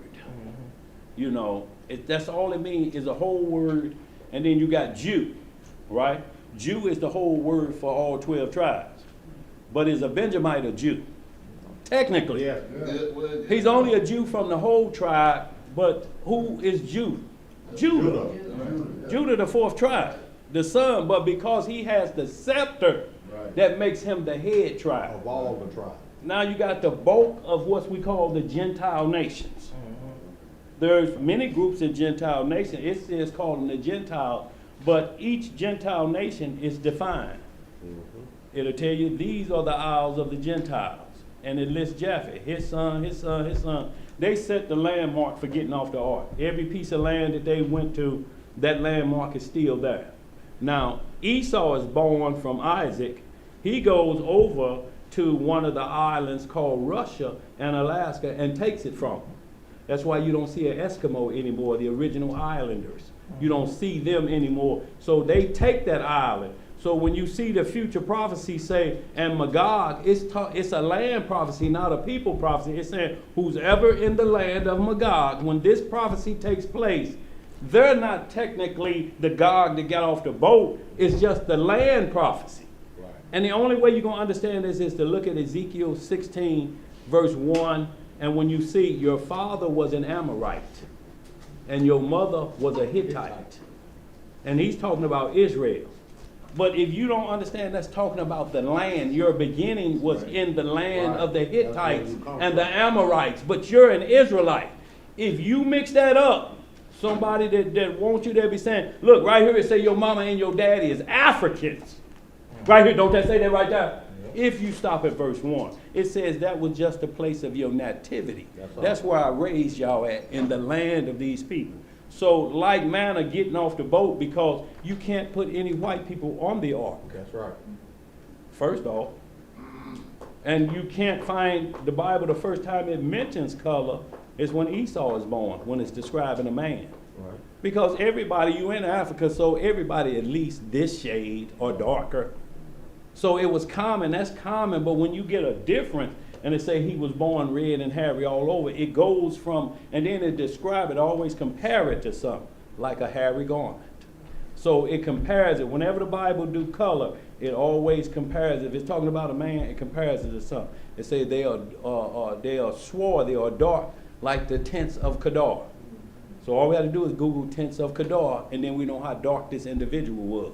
We don't have to guess he's coal black. We don't have to guess none of that. All we have to do is look at the tents of Kedar and put his face next to it, and it should match up. Because if you don't play by the rules of all, not knowing all the Gentiles are bulked into one and all the Jews are bulked into one, we're going to run into the problem with Revelation. No, Romans 2:9 and 3:9. Blessings, honor, and majesty to the who first? And then to who? And tribulation, anguish, and to the who first? And then the who? So it's putting in the 12 tribes and all of the other nations of the rest of the world. They are the Gentiles, and you can pick them out individually. Just like Paul picked himself out in Romans 11. He said, I'm a Roman citizen. Let's get that right. I'm a Roman citizen. But if you're looking for my tribal origin, I'm an Israelite from the tribe of Benjamin. I'm only a Jew because Judah has the scepter. So I recognize who has the power until Shiloh come, like Genesis 49 said. Until Shiloh come, Judah is the head tribe. Just like in Esau's 12 tribes, the Dukes and the Temans are the top boys in Genesis 36. Ishmael have his top boys that are what they consider their heads of their tribes. Like Numbers, what number when you talk about the head of the tribes in 28? Numbers, yeah, I think it is. So, and we talked about the heads of the tribes, not a conglomerate or when you're saying Jew and Gentile, because even when they say it's the isle of the Gentiles, each son was still broken down, and Gershom, and such, and the son of such and such, they're still broken down. It's just not, you can say that's a Gentile. Well, what nation he comes from? It's like the trouble we're having with black Israelites now. They won't put us to a nation because we still coloring outside the line. We still calling Israel a color, black. And we go to scriptures in the Bible that say black, and it don't even mean the color of an individual. Those are cases of in a sad state. And you go to Songs of Solomon 4, I am black but comely. When you got Solomon out in the field and he's the son of a king, that's the Shulamite woman. That ain't Solomon. Because it tell you I'm black because I've been out in the sun. When Solomon been out in the sun? Picking what? The son of a king? So y'all, that's when we know you're still in your basic understanding that you're still what's called colorblind. Let's get some more. Where we at? Verse 4 again. Yeah. For the temple was filled with riot and reveling by the Gentiles, who dallied with harlots. What they do? Dallied with harlots. And had to do with women within the circuit of the holy place. And had to do with women in the circuit of the holy place. That means they was in every room, every place they can go. It wasn't no safe place. There's no space they look at holy. Yeah. Room to room. Yeah. Had to do. Mansion party. Go ahead. That brought in things that were not lawful. The altar also was filled with profane things, which the law forbiddeth. Neither was it lawful for a man to keep Sabbath days or ancient feasts, or to profess himself at all to be a Jew. To be a what? To be a Jew. See, that's the whole now. So, or you just have to understand this is only talking about the tribe of Judah. But we know it ain't, because all of us went into captivity. Both Babylons, didn't we? So y'all, we understand Jew is used as who has the scepter. Gentile, who's the powerhouse Gentile nations, those are the ones that have the scepter, or what we're talking about, they may be called superpowers today. America, Russia, China, North Korea. Whoever has a warhead, those are the heads of those tribes. And when they come up to Jerusalem, in Zechariah 14, it would only be the heads of the tribe. The whole family ain't coming up. Hell, there's 40 million of us here, and then you got 11 other tribes, and then you got all the nation. Hell, there's 325 million white people in America. How you gonna get them all in Jerusalem? So no, the heads would come up, and they report back to the people. This is the word from Jerusalem. This is what we must do. Let's get some more. Where we at? Verse 7. Yeah. And in the day of the king's birth, every month, there were brought by bitter constraints to eat the sacrifices. And when the feast of Bacchus was kept, the Jews were compelled to go in procession to Bacchus carrying ivy. So that's the ivy is what was that? What day is that? Is that Valentine's Day? Yeah, ivy is that little heart thing. So, but we see that they were compelled to not keep the laws, you know, and what they do, and they just put the heat on you to hope you break down just like they did with the COVID vaccine. you know, we're gonna cut your work off. We're gonna do that. Now they're giving the money back to the Army. New York got to give back money that they made people take the Wuhan shot. Kyrie Irving gonna get a lot of his money back. That's why they punished him like he did with all of them. You gonna break even on this one. We're gonna give you your money back, but all these other people gonna take money from you. 11 million on the shoe deal. So y'all understand how they work this situation on us? Y'all, once you say this, because they're gonna make it outlaw, that's why they're trying to make it a crime to say I'm a black Hebrew Israelite. That's a religion. Ain't no such thing in the Bible as black Hebrew Israelites. You're the nation of Israel, given the commandments of God. You were chosen out of all other nations. Plain and simple. Now you must respect yourself and the Most High and go tell the rest of these nations who I am. That's your job. That's what you tell them first before you tell them you an Israelite. Because we can roll up on you anywhere and see you doing wrong. And we're going to get in a little bit of that today so y'all understand. But y'all read all of the rest of that and y'all see what they did. Like I say, the full lesson will explain what we did. We didn't want to just go over the Feast of Dedication again. You know, when we have a full lesson where you can sit down in your own time, we need to get back at these questions we had while we were in the 3 o'clock hour. Okay, y'all, anybody got more questions concerning dedication? No, let's get that John 10. Let me get that John 10 because this is the Messiah doing the Feast of Dedication. So we see it in Old and New Testament of what this act was about. And we'll get to these questions, y'all. Some we can answer real quick. But I know that suicide issue is real hot topic because the script did say we'll be weaker but wiser, younger. So we're seeing a lot of weakness with bailing out on what's called bullying. See, we didn't have a choice. When you had people growing up down in the Southside Peabody Projects, Floyd Johnson and Johnny Boy Steps and all these boys like that, known jokesters. The Dawson. You better not have thin skin behind that or you'll be laughed to scorn. But these younger kids do. They can't handle it. They can't handle nothing. I know two, my friends have two young adults, young children at homeless. 14 and 12.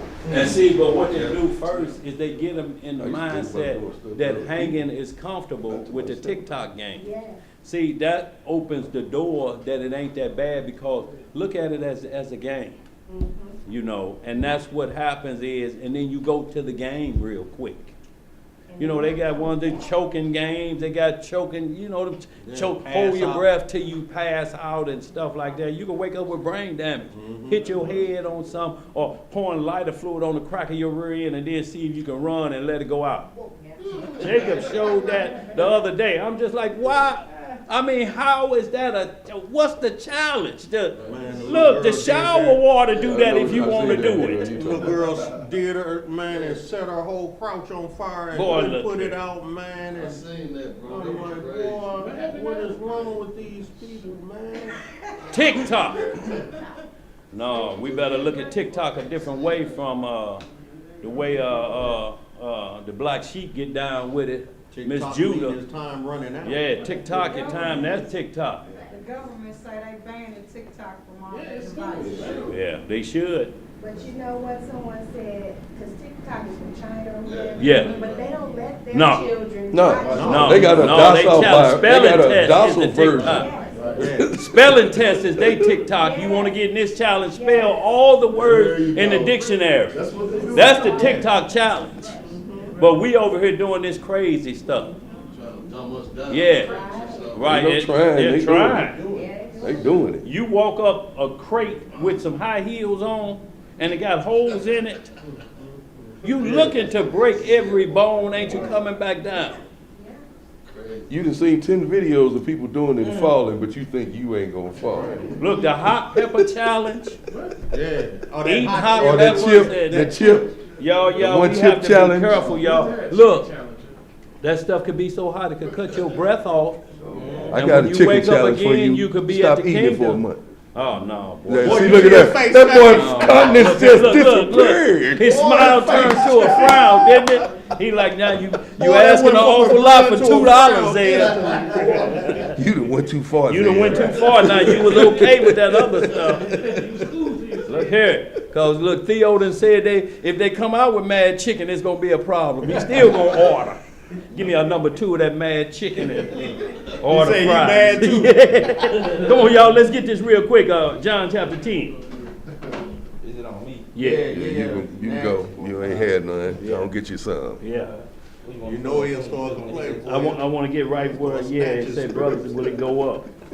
Is that it? Hold on, where we at? 10:22? Yeah, because it's gonna tell the time period too. Yeah, where you at? Go ahead, wherever you at. If you need to bag it up. Okay, we get right to it.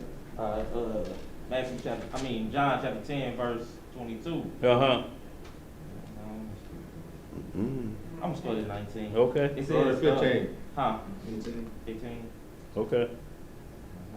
Okay. That's it, y'all. No, we can't go 14. back. Yeah, 14. Okay, let's 14. get it. Okay, let's get it. John chapter 13. Start reading real quick. 11. No, we ain't care about that. We're gonna start at verse 14. Yes, sir.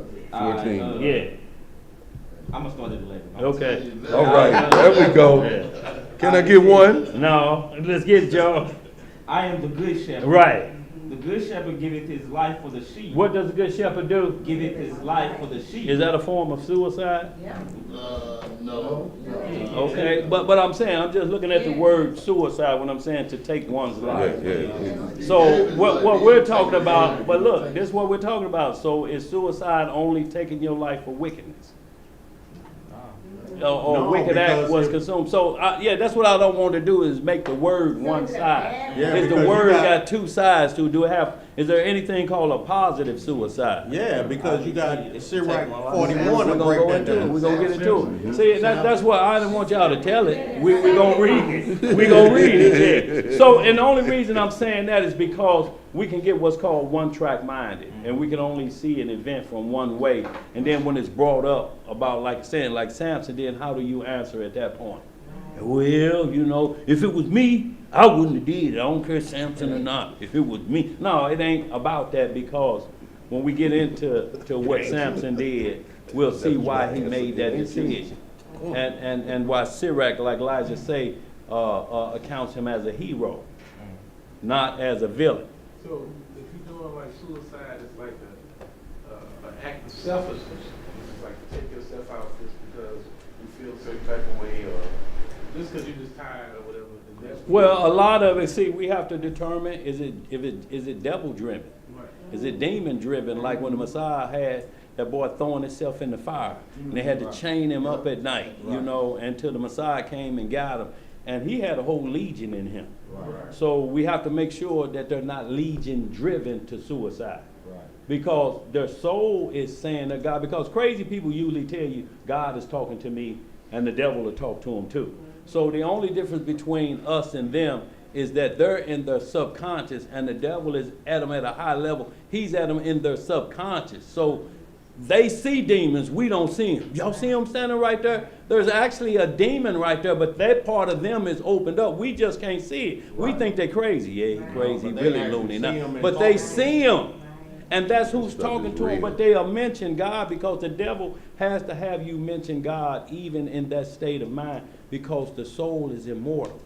It's equipped with God's law, statutes, and judgment, because it's in the image of him.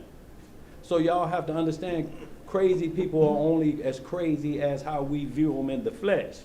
But when they're saying these things has happened to them in their soul, their mind, and that's what Satan is chasing after, to get them to violate their soul under that mindset. Right. And some people just can't take it no more because they can't get out. They can't get out of there. We got a brother coming to town, Most High willing, they make it say, Brother Johnny, he done dealt with a demonic possessed person that told him things, you know, and was talking to, the demon was talking to him, and different things. And the little boy, when he finally come out, he was like, he would never let me say anything.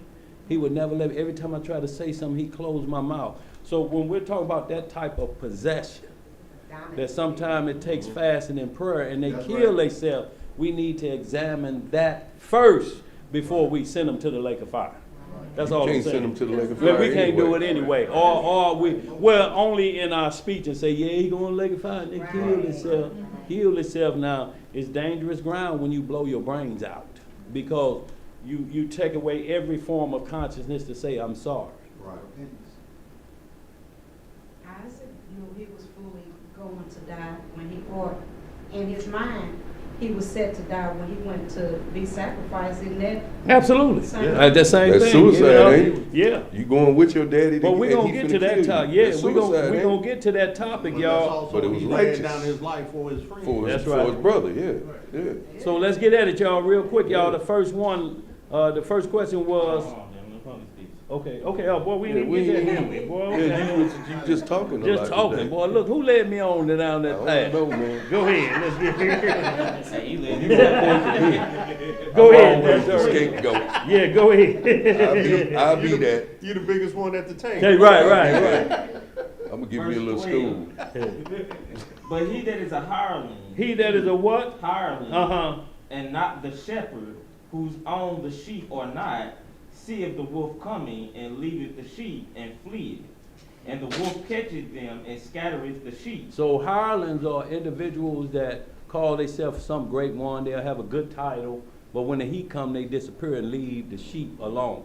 They'll basically say, well, shit, ain't everybody supposed to study for themselves? Yeah, ain't They don't seek another's wealth. ain't they leader? I ain't they leader, did. I didn't tell Who them to put call in me charge? that. You But know, that's all so- your pastors. Yeah. Because when he come, when Christ come, they gonna flee. Yeah. And everybody gonna wanna know, why did you tell us these lies? Right. The hireling. They up. See, Like, and shit, they're got the only money there down. for their own gain. They're not there to seek another wealth, Right. like Paul is saying, you know, to help somebody out. They just like, what can I get from this individual Right. if I make them think I'm some great Johnny one? ain't coming. Go ahead, what else to say, Nat? Verse of 13. Yeah. The hireling Yeah, fleeth, yeah. because he is a hireling, and careth not for the sheep. You see how we define what a hireling is? He don't care for the sheep. If you see your boy in trouble, and most of these hirelings are in debate contests, they can have a boy sitting right there with them that they done grew up with, and he's struggling, need a scripture, and the hireling flee from him. Look, you can tell somebody a scripture, they still got to be able to break it down. That's what the Holy Spirit do. It bring all scriptures to mind, but it don't tell you the answer. It just show you where you looking. You still have to be studied to prove, to show yourself, to break that scripture down. That's as far as you get from the Holy Spirit. Here it is. You want Isaiah 34, right there. That's what you're looking for. When you get there, you must break it down. You gotta understand Isaiah 34. Yeah, you do. So it ain't gonna just answer the question for you. Holy Spirit, come on. And then people grieve the Spirit. Come on, Holy Spirit. Don't leave me alone. Come on, Holy. Look, if it showed you where you still be talking about, come on, break it down for me. What did this word mean? Come on, Holy Spirit. No, you can't grieve the Spirit. What you got back there, Tom? But the scriptures tell you that he called men that rightly divide the scriptures. Yeah. Yeah, And he absolutely. named them. And anybody tell you, you must rightly divide. Let's get some more of this. What else to say? Verse 14. Yeah. I am the good shepherd, Uh-huh. and know my sheep, and am known of my sheep. Right. As the Father knoweth me, even so know I the Father. And I lay down my life for the sheep. What do you do? Lay down my life for the sheep. Yeah, we're gonna come back to that one when we get into this, into the book. Go ahead. And other sheep I have, which are not of this fold. Uh-oh. Them also I must bring. If I bring. I must bring. Go ahead. And they shall hear my voice. And there shall be one fold and one shepherd. Now some will get this twist and say, see there, y'all inviting them heathens into it. It's saying one fold. That means The body they has no many longer members, heathen. don't it? But it's still how many bodies? One body. They're no longer Look, heathen. they are part of faith, because we get into Rome when it said to the them that believe by faith. Oh, yeah. You know, it's what we believe. If you believe just saying you Israel, that's all you need to do, you sadly mistaken. There's a whole lot of them that You're do that, though. chasing Hebrew Christianity. The same exact rules in the church. You just know you're a Hebrew, but you're doing the same exact work of the church. Don't know what priesthood we in, ain't got a clue. But this is also still a law under the law of Moses. Yeah. One law should be for the Yeah. Israelite and the stranger Yes, joined sir. unto the Israelite. How you gonna have a servant and he don't know what your laws are? I'm telling you, man. cooking- when I he go up cooking to the pig temple, in your chicken- yeah, in your yeah. Look, kitchen. look here. He frying up some pork chops in your kitchen. Hitler, your slave, huh? I'm talking about these camps. I'm talking about they're gonna have everybody stay. Hitler, your slave, No, and you threatening when I go down here to the temple. He better not have done nothing wrong to them kids. You think that's gonna be in the temple? But see, Yeah, they that's the gonna be in there. mindset, y'all. We talking about that you could say I'm a dare wickedness while I go over here, and I'm gonna leave them with my children. It don't make sense, y'all, so we don't get caught up in all of that. We understand when they are not of this fold, and that fold is Israel, but they will be joined with Israel. They have their role. They know what they're supposed to do, just like Eleazar knew and Abraham knew. That relationship is what it's talking about between Abraham and Eleazar. That's the breaking of bread. That's the way it goes down. Is you saying, well, see, you just let them off the hook. I ain't letting them off of nothing. Joel 3 say all of that testicle cutting and foot chopping off, it's a group going to take care of them, and they call the Sabians. You read about them in Job, the first chapter. That was the one that jacked Job in for all them camels. Just come out with slingshots and hitting you across the head and say, unask that camel. The Sabians. And you read about them in Joel 3. That's who we will sell the rogue ones to, the Sabians. And they do that dirty work, but you can't be cutting off foots and genitals in the kingdom. Because Solomon's kingdom was a mirror image of the one to come, and that was peace for 40 years. Wasn't no cutting and killing and maiming. Let's get some more, y'all. Verse 17. Yeah. Therefore doth my Father love me, Uh-huh. because I lay down my life, that I might take it again. Uh-huh. No man taketh it from me, but I lay it down of myself. That's right. I have power to lay it down, and I have power to take it again. This commandment have I received of my Father. So he received that from his father. I'm going to give you power to lay your life down and lift it up. That's a commandment that his father gave. So this is not no happenstance because of Isaiah 53. You were already commanded in the womb of your mother. Even before that, Micah 4, you were from the foundation of the world. You were already told you got to clean up what Adam did. It done messed up already. Got to come through you. Ain't nobody else been able to fill the bill.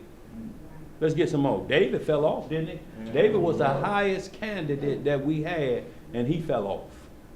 And what I mean by fell off, he did some things unworthy to be bowed down and worshiped to. Let's get some more. Where we at? Verse 19. Yeah. There was a division, therefore, again among the Jews for these same. Who was the division among? The Jews. Is that only the tribe of Judah? See, y'all, so we have to understand when you see Jew, you have to break it down, you know, of what's happening, and every man will get into his tribal order. Go ahead, bro. Verse 20. Uh-huh. And many of them said, He hath a devil and is mad. Why hear ye him? Uh-huh. Others said, These are not the words of him that hath the devil. Can the devil open the eyes of the blind? See, that's the question right there. Can the devil do that? So no matter how much what you may call miracles, y'all, what it is technology advancements. They'll put a chip in the back of your head so you can see better. But then you have to take medication because your body is like Daniel 2:34 say when they say the beast is coming, say just like iron and miry clay don't mix. Right. See, it can't mix because you're mixing God's creation with technology. So you're going to always have to give it medication. It's just like these, y'all been seeing more and more of these transgenders are hating. They did that procedure, and now they want to transition back, but you didn't cut yourself off, man.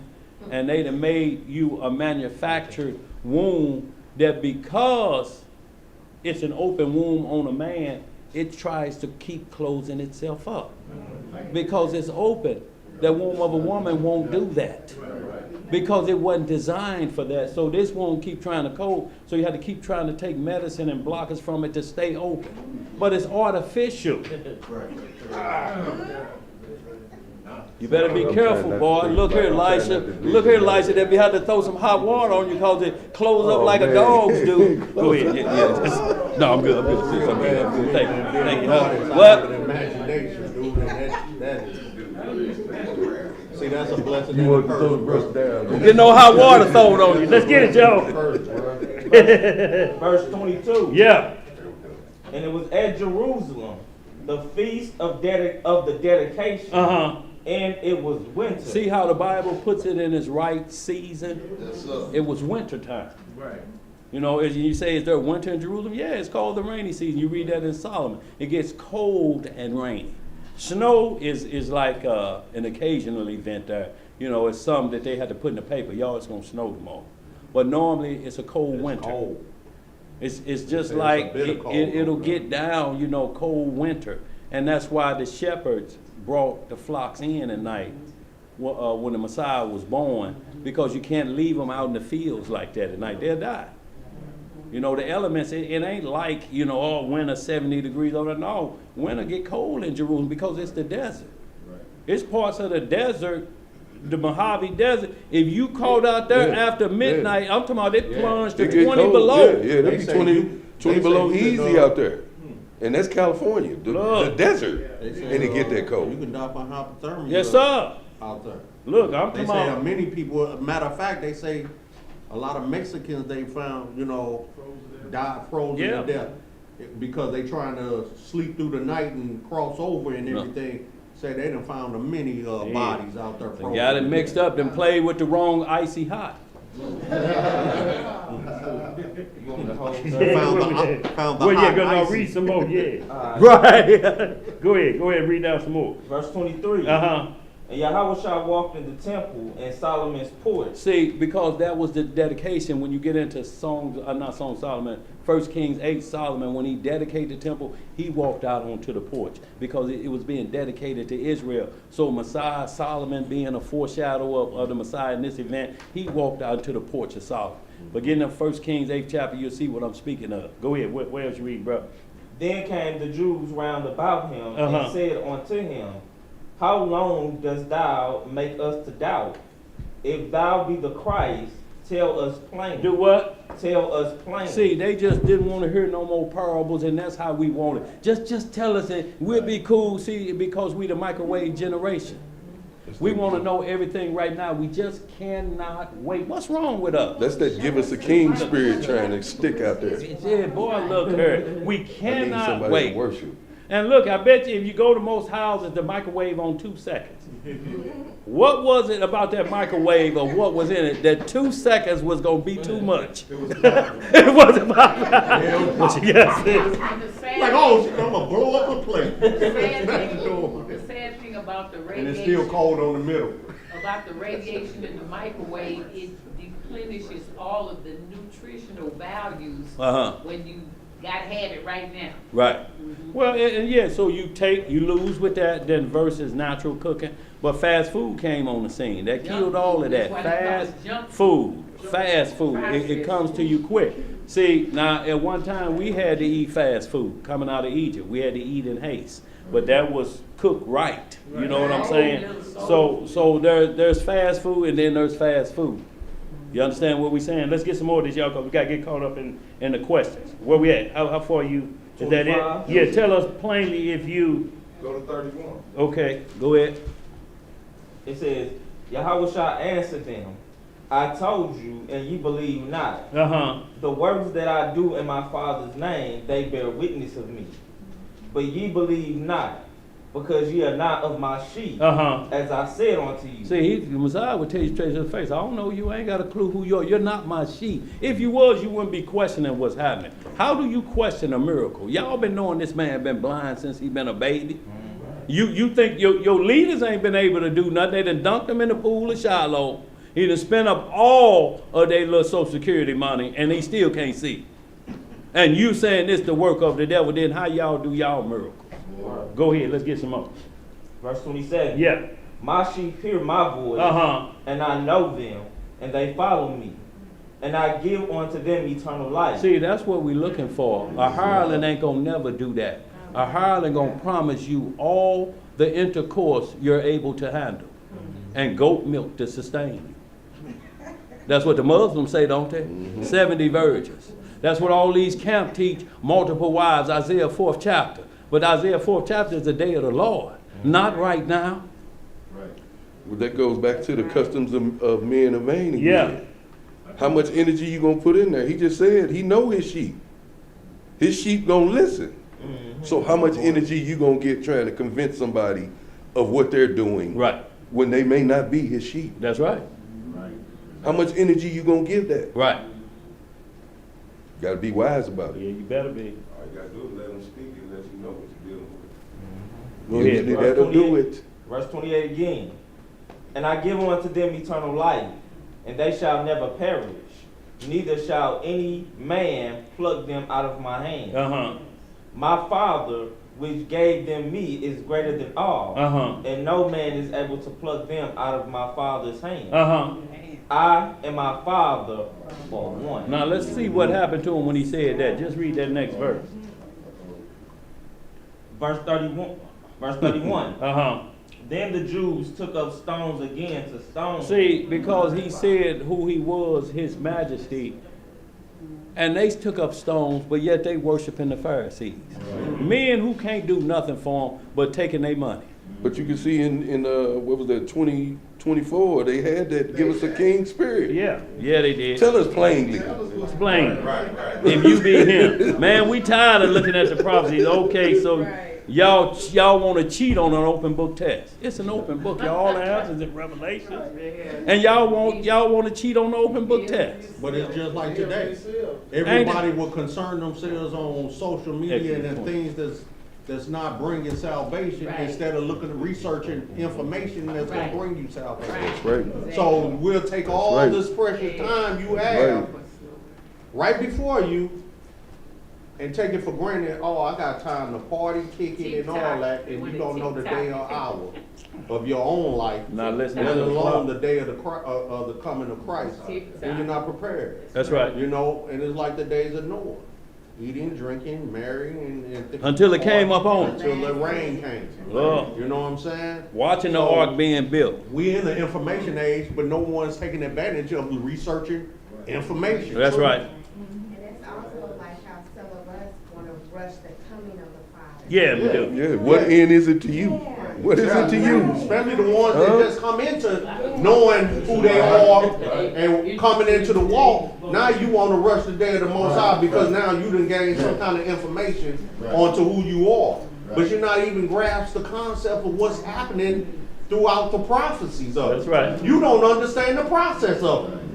You know, it's like you just want to start something and get the end result, but you don't want to go through the process. Yeah. You have to go through the process. Yeah, you got to go through the fire. To appreciate the end of it. That's right. And everybody, Go ahead, sis. in this season, everybody's so freaked out and want to celebrate the day he supposedly was born when they don't even believe in him all of the year round and being ready or even knowledgeable about not when he was born, but why he was born, and being more focusing on being ready when he comes back. See, it ain't got nothing to do with that, sis. What it is unbelief. Yeah, Look, I know, that's everybody what I'm in saying. here knew it wasn't no Don't Santa believe. Claus when you was in the second grade, not later than that, Right. right? Now, if you Teach still your kids. today, no, I'm just saying, sis, listen to what I'm saying. If you still teaching today that it can happen, you already know it's a lie. Listen to what I'm saying. I'm just talking about in your consciousness as a grown adult. If you're letting children do it now or you're part of it, your consciousness, that's what Satan wants. He wants you to battle in your consciousness what you know when you were 5. Me and your mama whooped you about going in that closet and finding the toys. So how are both of y'all sitting here having a discussion like neither one of y'all don't know what's taking place? You know, you whooped me when I was 5. What we sitting here arguing about? I can remember my stepsister told my brother wasn't no Santa Claus. My stepmother slapped the fire from her face. Boy, look her. Over a lie. Yeah, that's what we talking about. And the thing of it is, if it was Christ's birthday, why do you infiltrate in your kids? What did you get me for Christmas? When it Well, wasn't see, the rules tell. See, sis, this is what we're talking about. Those were the rules you were taught at church, and what And was in supposed your to be home. holy.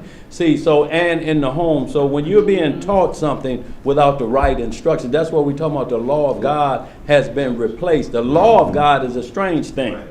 We're coming now, a lot of us, back into the law ourselves who know who we are and know those are pagan. But look, we can't spend that much energy on something that happens once a year, and we got 364 days Right. of sinning that we can't shake. Right. I'm talking about the ones on Day of Atonement, that you got to get rid of them on that day, and we still hanging on to them. But if we look at Christmas, that's lightweight. That's a money grab. Yeah. Because if you ain't got no money, you can't celebrate Christmas. That's right. Be broke. Can you? 10 No, grand. you have a Charlie Brown tree, and you know, look. Your bills. and look, ain't no bill. Look, everybody got a wish sandwich. That's just, you know, put your finger between two pieces of bread and snatch it out and bite.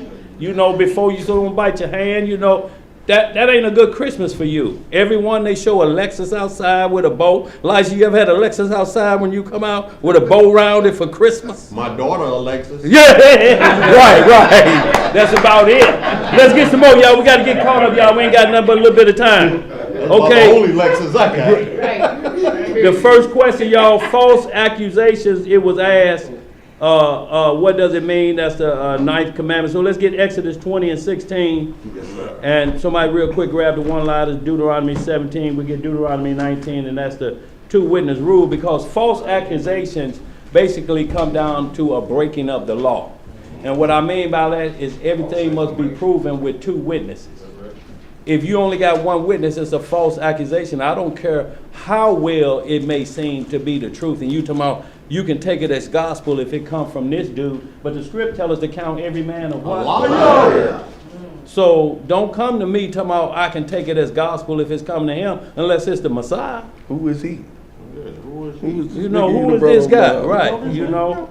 So I don't know him. I don't know him. So, you know, well, man, I'm telling you, he a stand-up guy, man. He's a, well, look, but that ain't what we're talking about.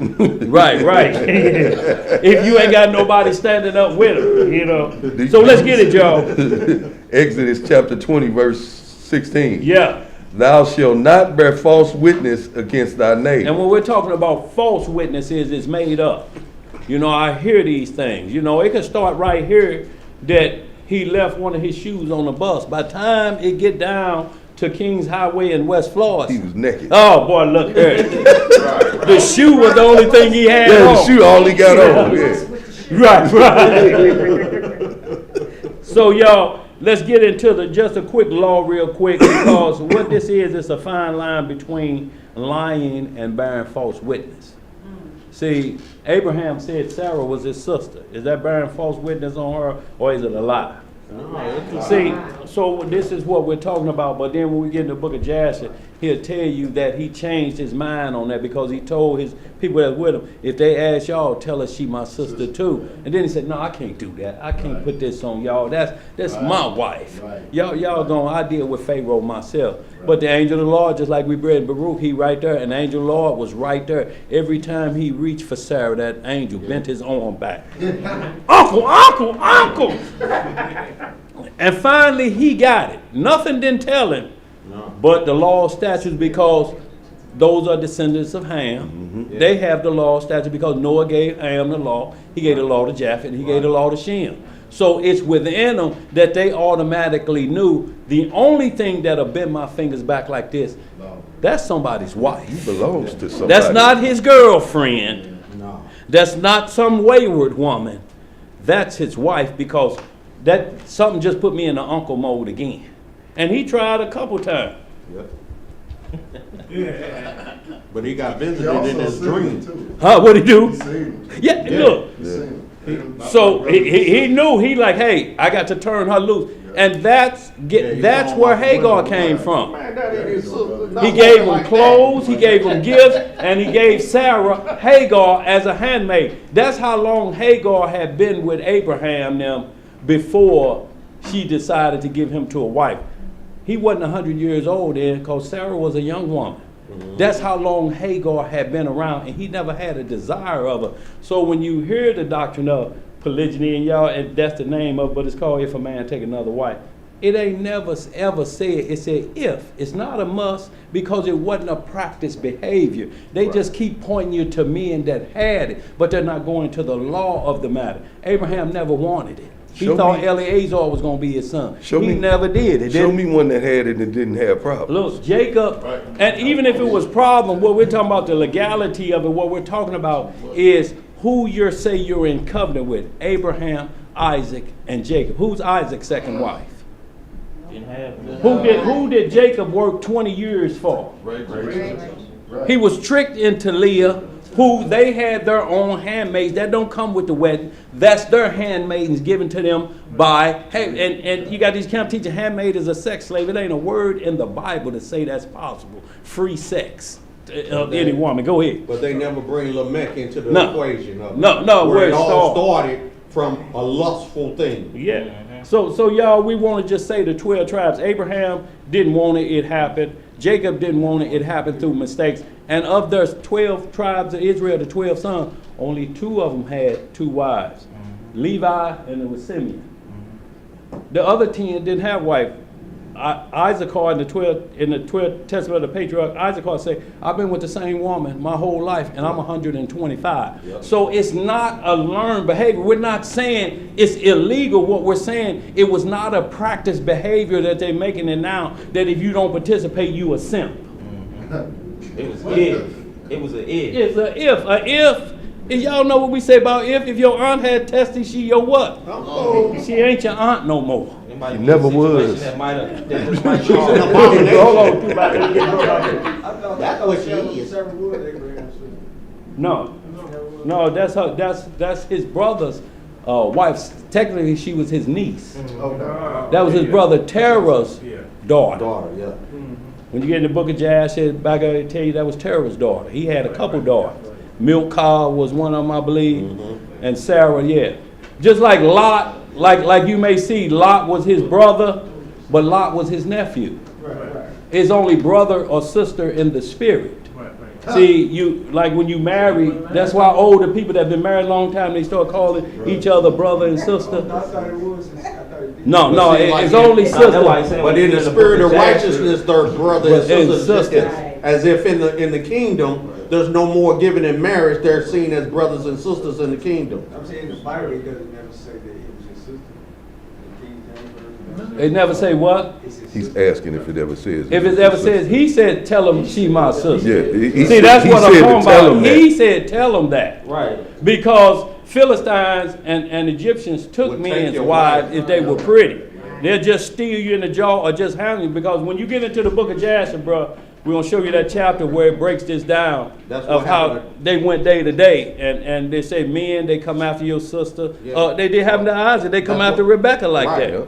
But that's what Shechem did to Dinah. To Dinah, yeah. So y'all, we have to understand that when he said, say she my sister, you know, look, that was going to put Sarah in danger too, because he was going to have his way with a married woman. Right. That's why Abraham had to check himself and go and take the heat for that. But the Most High said, I got the angel with you. You ain't got to worry about Pharaoh. And this lets us know, because that was power. That would be like Joe Biden roll up with the SEAL Team 6 and just tell Ruff, stand back, Ruff.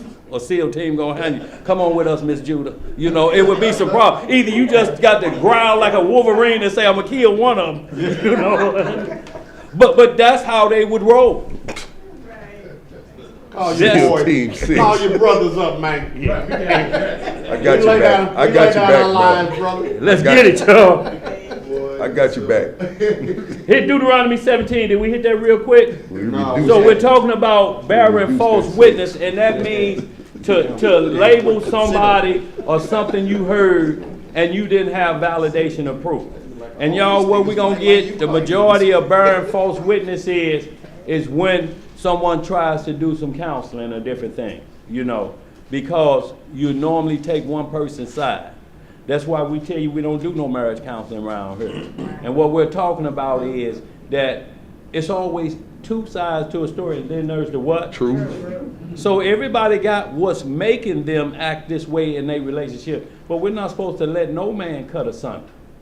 You know, now if you come and a woman say, well, he threatened to kill me again, this time he kept loading that pistol, then we can counsel you to get down to the police station or dial 911, because you probably gonna die.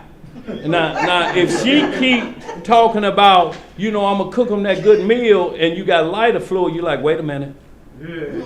He cooking him a good meal, he gonna slump off and go to sleep real quick, and then she gonna wrap him up in that bed sheet and set that lighter fluid on fire. No, don't you do that. You going to the penitentiary as you do that. Just leave. You understand what we're saying? That's as far as you can go is when it becomes life or death. That's the only counseling you can give, but you can't come in, see, dog, if it was me, see, I check every spoon and every fork. And if you see a spot, make her wash him over, dog. You don't even run your own house. Why he telling you this, he doing this with the trash. Because he don't want to take He don't want to take it out, so he pushing it down. Look, I got 3 more paper plates can go in there before I take it out.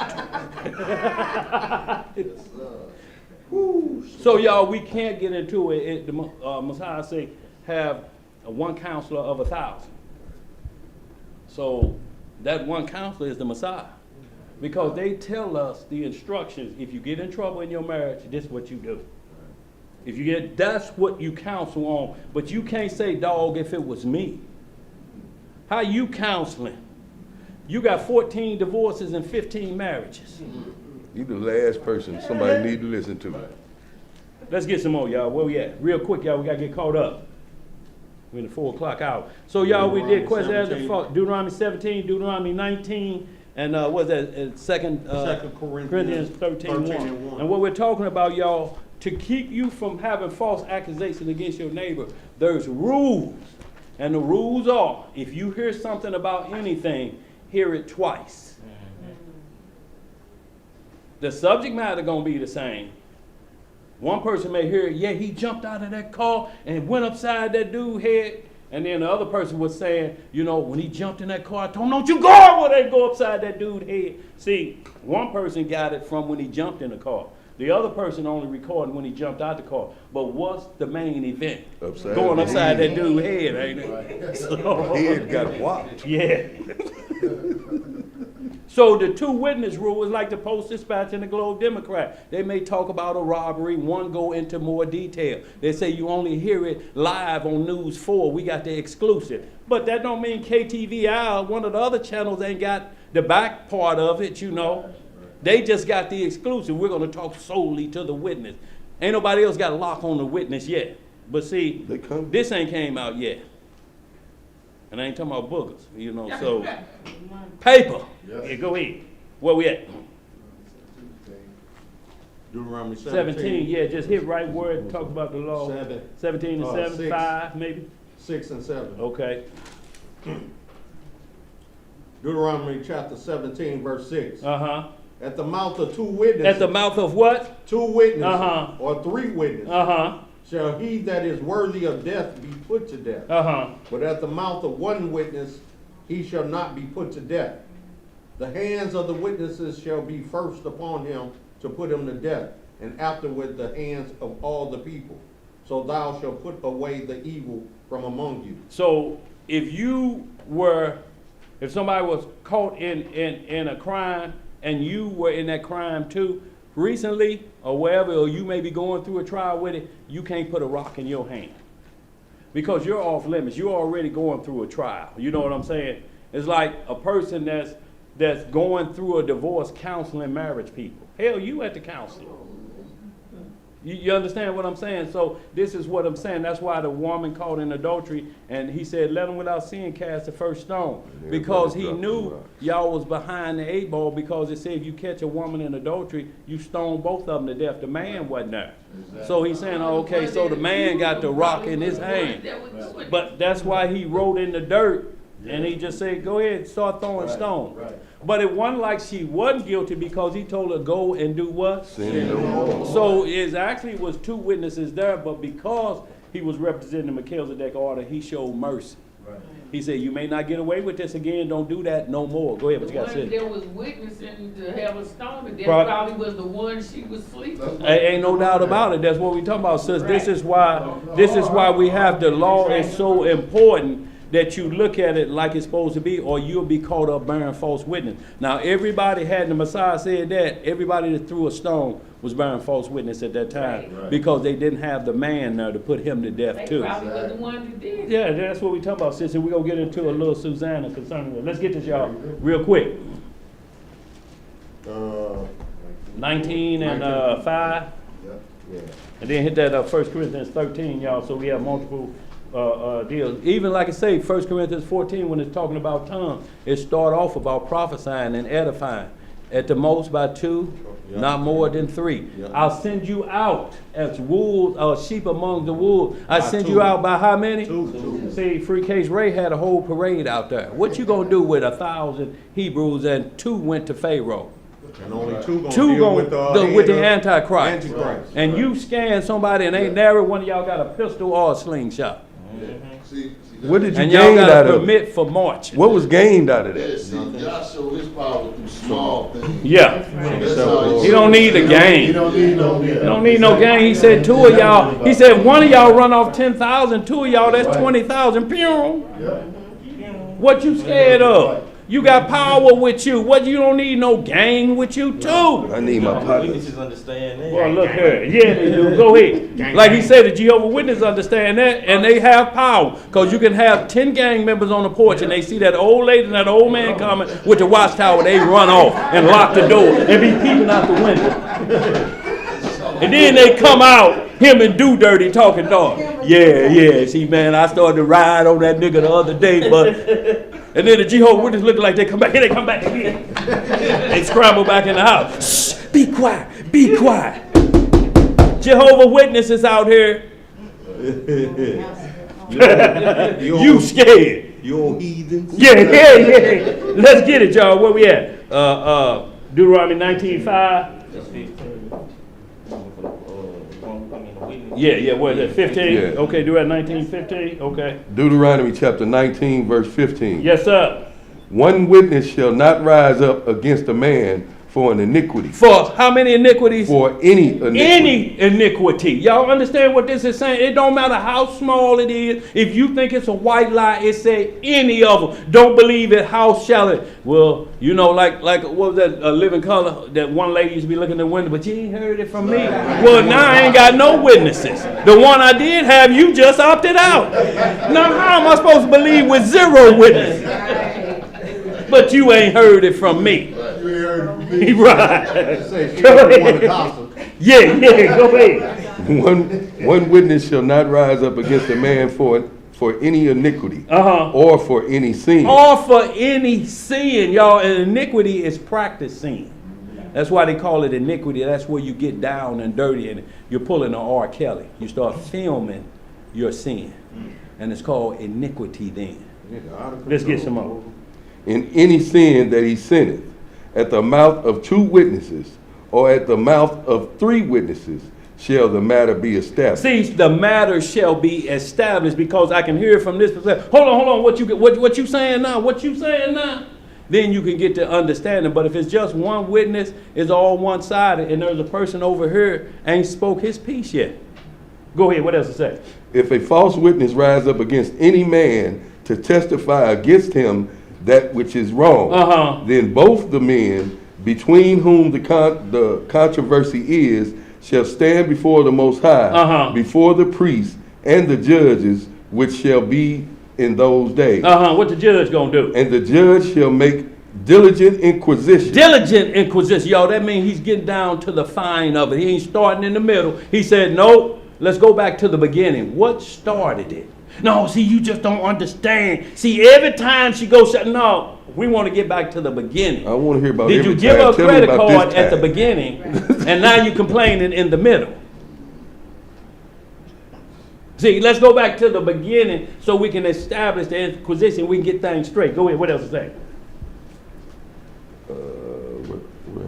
And the judges shall make diligent inquisition, and behold, if the witness be a false witness, and has testified falsely against his brother, then shall ye do unto him as he had thought to have done unto his brother. So shalt thou put the evil away from among you. See, and that's what it was, to put evil away from you. And what we're talking about is player hating and lying.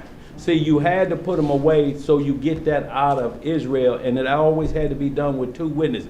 When you play with one witness, when you hear somebody call you, tell them, look, you need to keep quiet about this and keep this a secret. There's already trouble when you call me, because I'm going to do it next. Hey, you got to keep quiet about this. You can't tell nobody. And then you going to do it, and then 20 people know. I'm going to hang up on you. I don't want to hear I'm going to call back. Hello, hey. I don't want to hear you. Then you gonna send them a Yeah, text. I'm going to call back. I I'm ain't going to gonna call read back. the text. I ain't got to read Look, the I'm going text. to call back. Yes, I'm here from Free Trailer for your truck. Free trailer for my truck. And then I'm going to spring it on you. Hey, if somebody tell you this, you like, that's you again. Let's get some more, y'all. Let's get into the, you got that one, second Corinthians. Corinthians 13:1. Yeah. What it say, bro? 2 Corinthians chapter 13 verse 1 says, this is the third time I am coming to you.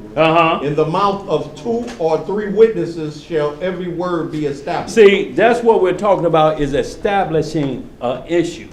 And what we're talking about establishing, like, I don't care what building you see, is always EST in the right corner or wherever that means when the building was established. Right. So that means the foundation. You have to go back to the foundation. You can't start in the middle. Well, she's saying he just being a donkey hole. And he's saying she just being a female dog. Well, let's get back to the beginning that started Both this. of y'all stink. Right. Let's get back to the beginning that started this, because y'all weren't calling each other this at the marriage ceremony. No. So we have to go back to the beginning to see what it changed, but we don't go back because we can't get into that.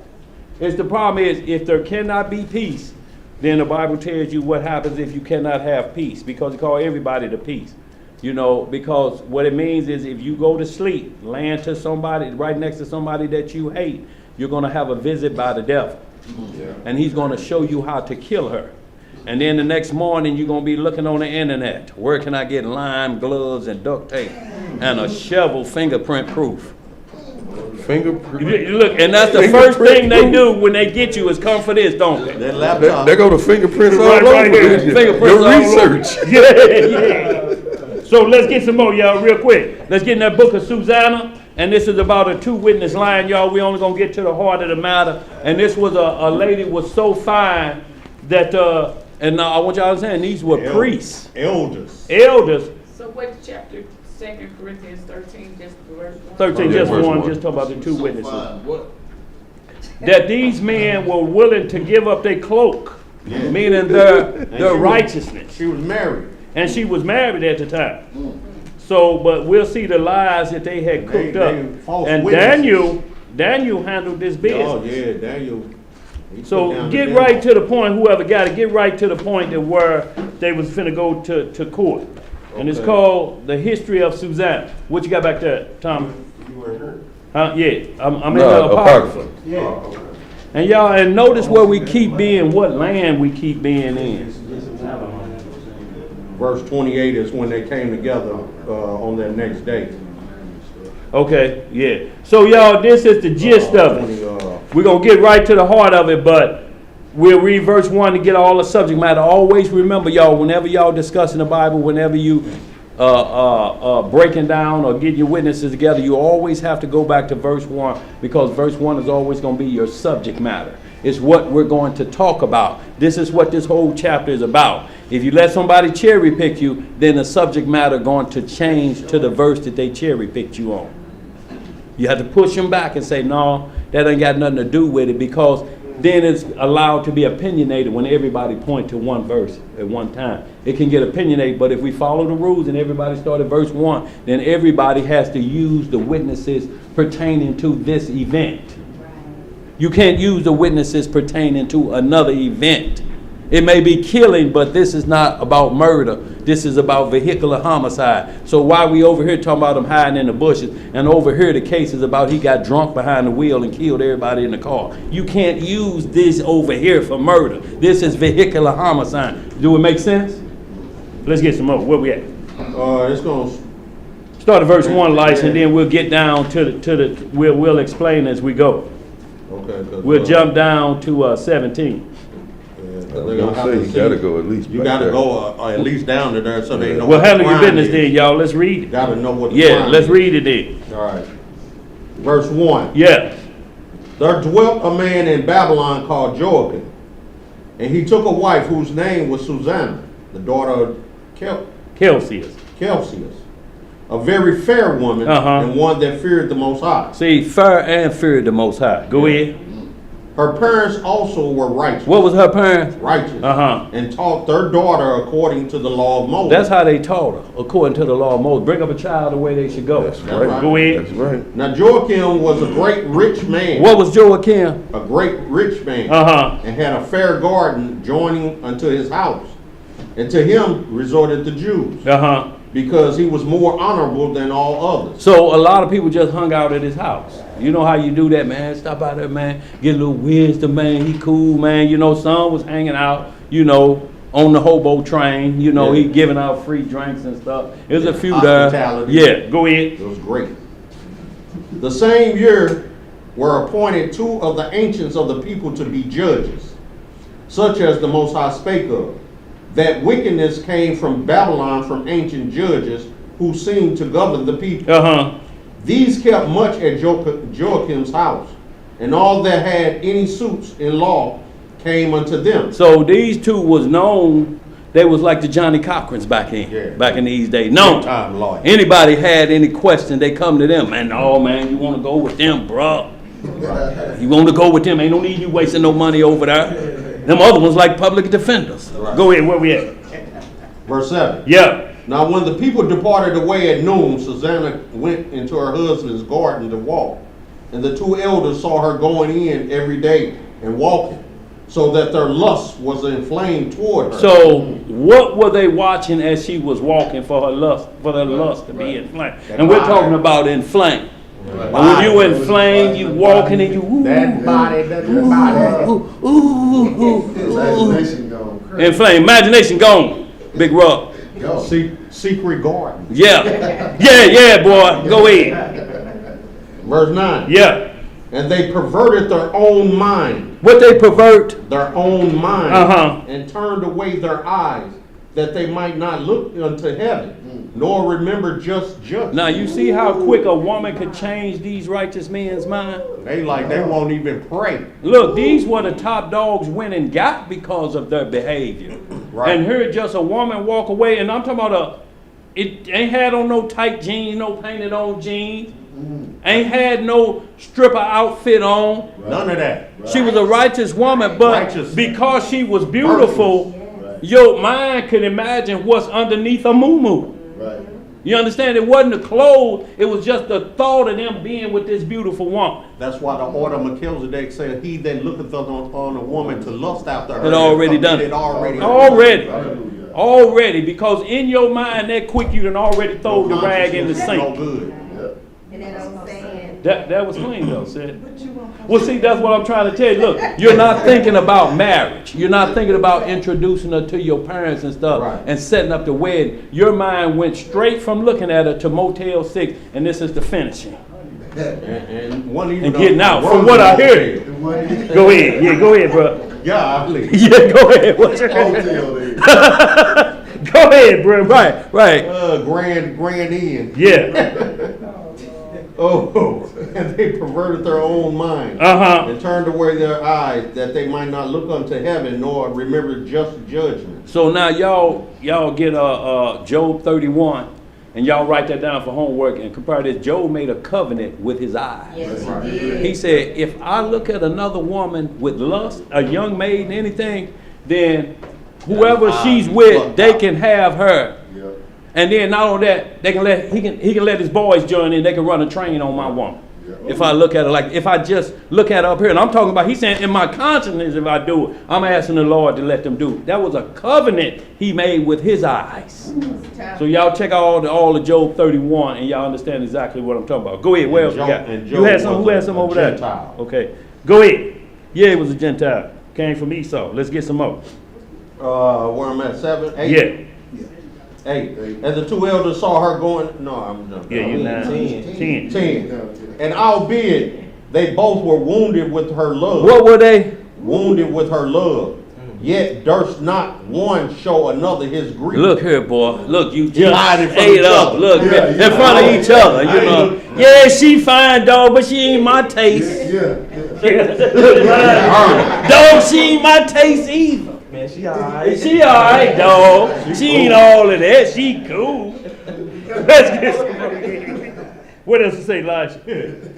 Boy, wait till the Well, they were ashamed to declare their lust. What was they ashamed to do? Declare their lust. That they desired to have to do with her. See, that's what I'm talking about, that rag throwing. See, they couldn't tell what they want to do because it's lust.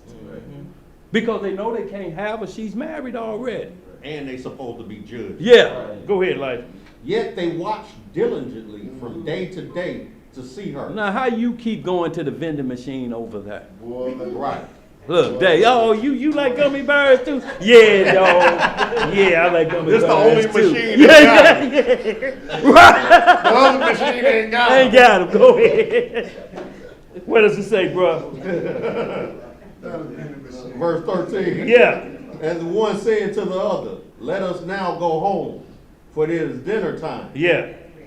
Man, they've been out there Yeah, all day look at dinner time. Look, but it was just, look. But ain't no honor among thieves, like I let's keep reading. Go ahead. Man, I think I hear your mama. Right, calling you. You need to go. I'm going to stay. 14. 14. So when they were gone out, they parted the one from the other. And turning back again, they came to the same place. They trying to trick each other. Yeah, maybe I'll you go home turn. and eat. Yeah. I am too. But they Backtrack and run into each other. Boy. And look, that's why they scared to tell each other because they afraid the other one ain't gonna judge. Yeah, boy, look here. Oh, man. They came back again, turning back again, they came into the same place. And after that, they had asked one another the call. What you doing back here? What you doing back? They acknowledged their lust. Yeah, she is bad, dog. I just had to look one more time before I hit them biscuits and gravy. Yes, sir. Dog, just one more look. That's all I wanted. Then appointed they a time both together, when they might find her alone. Not a plot. Yeah, now they plotting. Now sin has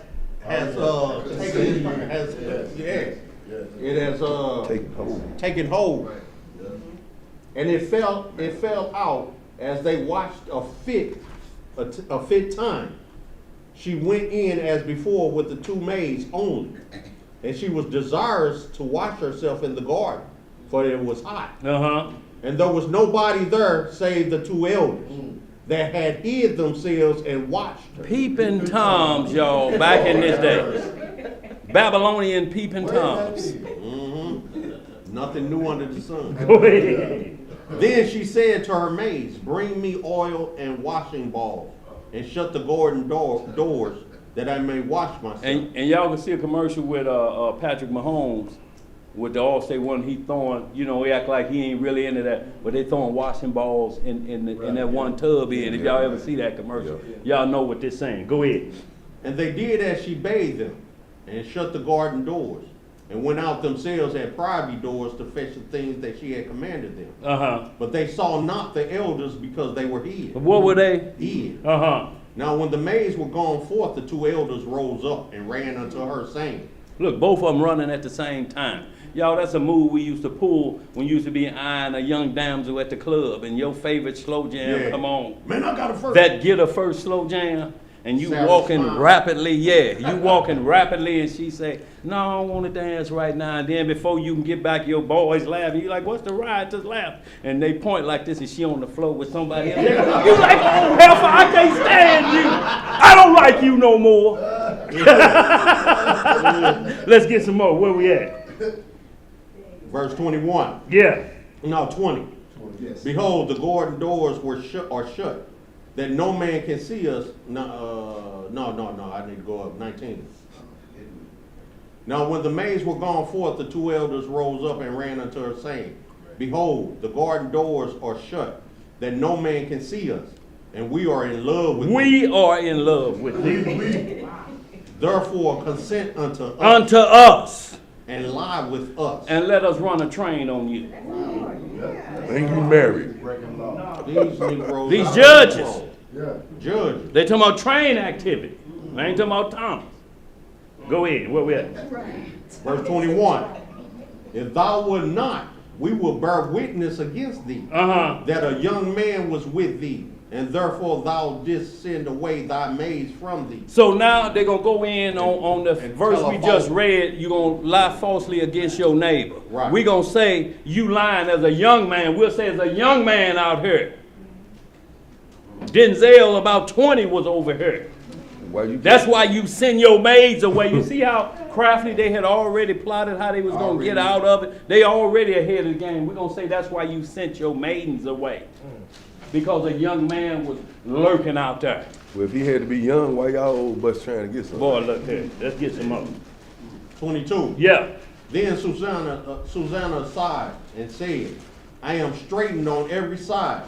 For if I do this thing, it is death unto me. Look, I'm a dead woman anyway. Go ahead. And if I do it not, I cannot escape your hand.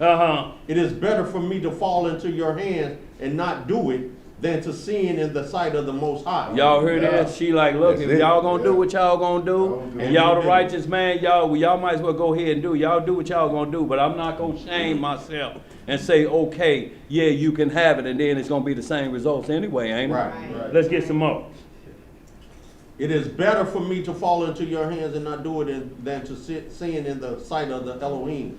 With that, Susanna cried with a loud voice, and the two elders cried out against her. Then ran the one and opened the garden door. Now, remember in the law it says if she screams not. Right, that's what the law say, like. The law says that. If But she be Susanna in the cried city, out. if she be in the city, scream out. And then they'll take care of the raper man. But if she be in the field and she scream and nobody hear her, then she won't be put to death because nobody could hear her. And that's why raper man killer always take women deep out into the woods where can't nobody hear them screaming and hollering. That's right. Go ahead. Or they tape their mouths Yeah. and all that stuff. Then Susanna, 25. Okay. No, I'm gonna hit 24 again. With that, Susanna cried with a loud voice, and the two elders cried out against her. Then ran the one and opened the garden door. So when the servants of the house heard the cry in the garden, So she in the city. Go ahead. Right. they rushed in at a private door to see what was done unto her. But when the elders had declared their matter, the servants were greatly ashamed, for there was never such a report made of Susanna. Look, and that's what you talking about. She ain't never like this. Not her. No, she ain't doing that. Finna let men run a train on her. No. Not her. Let's get some more. And it came to pass the next day, when the people were assembled to her husband Joachim, the two elders came also full of mischievous imagination against Susanna to put her to death. Looking right in his face and lying to him about his wife. They say the criminals always return to the scene of the crime. Crime. Yeah, go ahead. And said before the people, send for Susanna, the daughter of Kelshida, Joachim's wife. And so they sent. So she came with her father and mother, her children, and all her kindred. Now Susanna was a very delicate woman and beauteous to behold. And these wicked men commanded to uncover her face, for she was covered, that they might be filled with her beauty. Look, they still want to look at it. She being brought in under this crime like this, a crime against her husband, because this is Numbers 5th chapter. Right. This is court. Yeah. When you read Numbers 5th chapter, when the evil name has been brought up on a person or a bride, this is what's happening, taking place. So she's coming into court, somber, covered up. Go ahead. Right, with the faith, with her family. Yeah. Coming in. to Whole support. family. You know how it goes, like. Whole family coming. Verse 33, therefore her friends and all that saw her wept. Then the two elders stood up in the midst of the people and laid their hands upon her head. And she, weeping, looked up toward heaven, for her heart trusted in Elohim. And the elders said, as we walked in the garden alone, this woman came in with two maids and shut the garden doors and sent the maids away. Nah, they on her property. and her husband's property. Right. And they talking about what you doing on their property. They bold Yeah, as hell. go ahead, Elijah. Then a young man who was hid, came unto her and lay with her. Boy, they really lying. They done said the deal was done. And how come they didn't see y'all? Right. Then we that stood in a corner of the garden, seeing this wickedness, ran unto them. And when we saw them together, the man we could not hold. Ain't this Matthew? Yeah. Ain't this when they brought the woman forth who was caught in the act of adultery? But the man wasn't there. Right. Then we saw them together. 39. 39. Okay. And we could not hold, for he was stronger than we, and opened the door and leaped out. See, so now he's stronger than we. This has got to be Hercules. Right. Because he's stronger than two men. Right. He tossed both them to the side and bolted out the door running like a jackrabbit. Right. Yeah, right. Go ahead. But having taken this woman, we asked who the young man was, but she would not tell us. These things do we testify. Then the assembly believed them. What the assembly do? Believed them. As those that were the elders and judges of the people. So they condemned her to death. Y'all see that just took their word for it with no trial. Go ahead.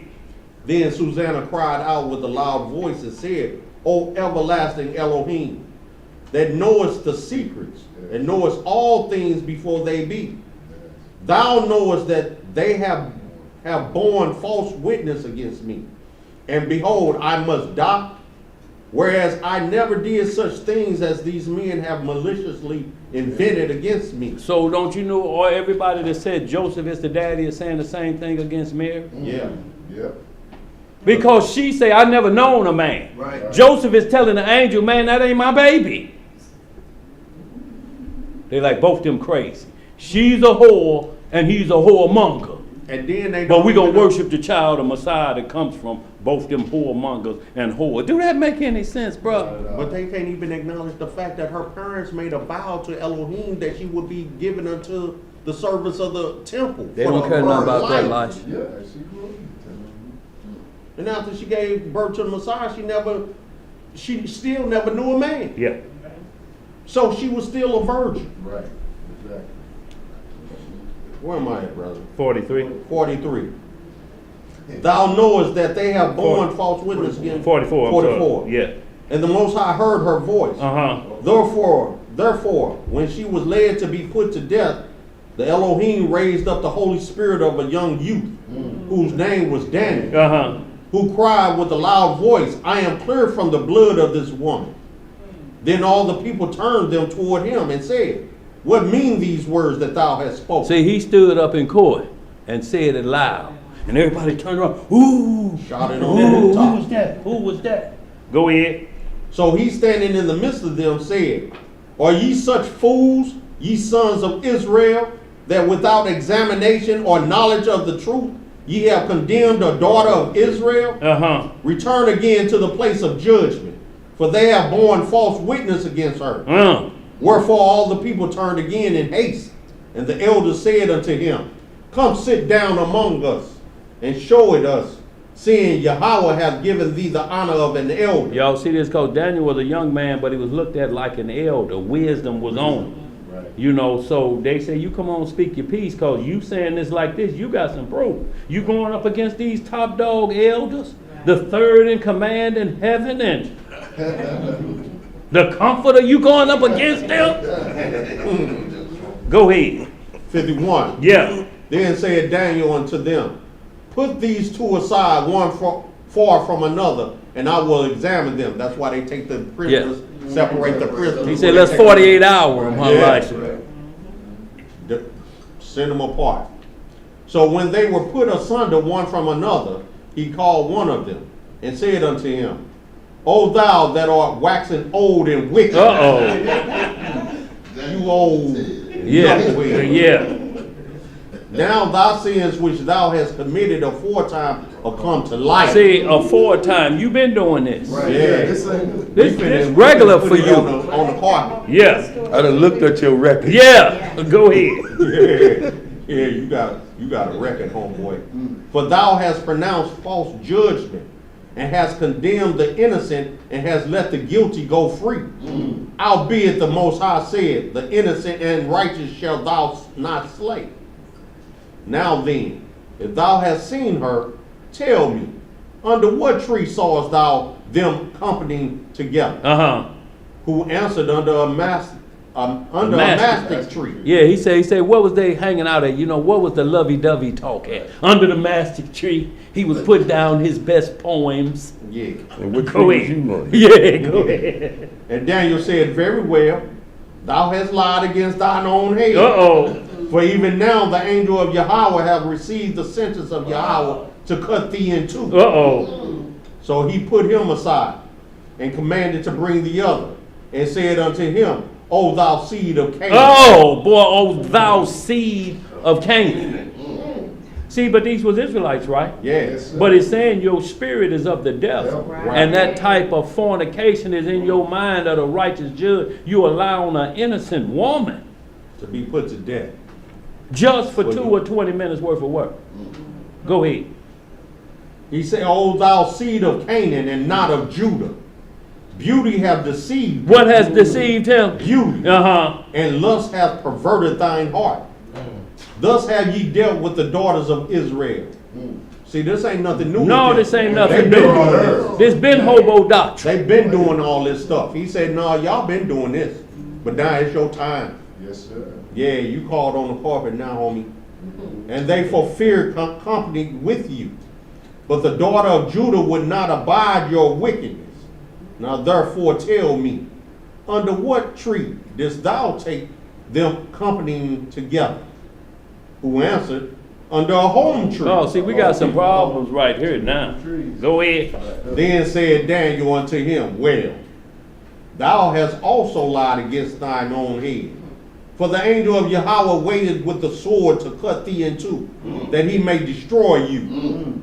With that, all the assembly cried out with a loud voice and praised Yahweh, who saveth them that trust in him. And they arose against the two elders, for Daniel had convicted them of false witness by their own mouth. By whose mouth? Their own mouth. See, they didn't use the witness of nobody else. Y'all convicted yourself. Go ahead. And according to the law of Moses, they did unto them in such sort as they maliciously intended to do to their neighbor. And they put them to death. Thus the innocent blood was saved that same day. Therefore Celsius and his wife praised Yahweh for their daughter Susanna, with Joachim her husband, and all the kindred, because there was no dishonesty found in her. From that day forth was Daniel had in great reputation in the sight of the people. See, and that's when they come out of court, you know, all the family members holding their hands up, victory. See, and this was, some people was mad about it still because the high priest got caught up. You know, and they probably mad, shit, he must have lied on me too. Right. I had a case up, you know, and he lied on me like that, and I took a plea deal. They probably But she was willing to give her life up before she take a plea deal. Yeah, she wasn't taking no plea deal. She wasn't taking no plea deal. She trusted in Elohim. That's right. Who delivers all those that trust in him. That's why in Sirach chapter 2, he said, look in the records of old. Has there been anyone that trusted in Elohim and has forsaken? Not one. Okay, yeah, we're going to question number 2, and number 3 will be easy. 4, we're going to hit the scripture, but that's on suicide, pro and con. We'll close out on that, y'all. We'll hit this. Where was the Ark of the Covenant? In 2 Maccabees chapter 2, verse 4 through 8, it says that Jeremiah hid the ark and closed off the way to find it. But then Jeremiah 3, because we're talking about the same prophet, says something different. It appears that he's saying something different. Then we'll get into the book of Jude to clear it up, one verse, and then we'll get into Revelation 11:19, so we get some understanding of what happened to the Ark of the Covenant. You know, out of all the Babylonians, they say the Babylonians took it, but you ain't took it and ain't got none of that Philistine wrath put on you. Right. You take that ark and you see the Philistines had to bring it back and just put it in the middle of a They field. just dropped it off. They like, man, look, here you go, boy. Y'all Did can they, have boy? this. Huh? Y'all can have this back. He said the guys Listen, falling y'all down, the have it heads back. falling off. Look, Hands fell off on the guy. Oh, man. and somebody else grabbed, they took it back. They're like, no, hot potato. Take He it told him, back. get it out of my tent. Yeah.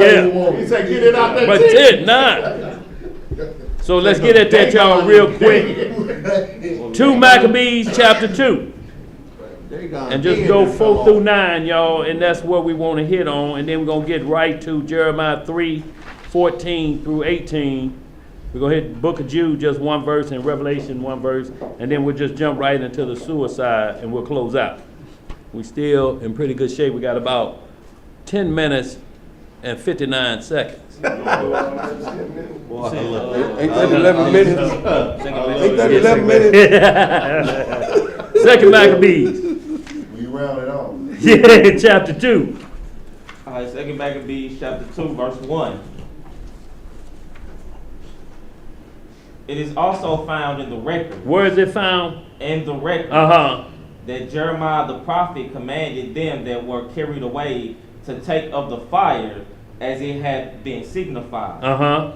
And how that the prophet, having given them the law. What the prophet give them? The law. Charged them not to forget the commandments of the Lord. I don't care what book we read in, prophets automatically tell you this.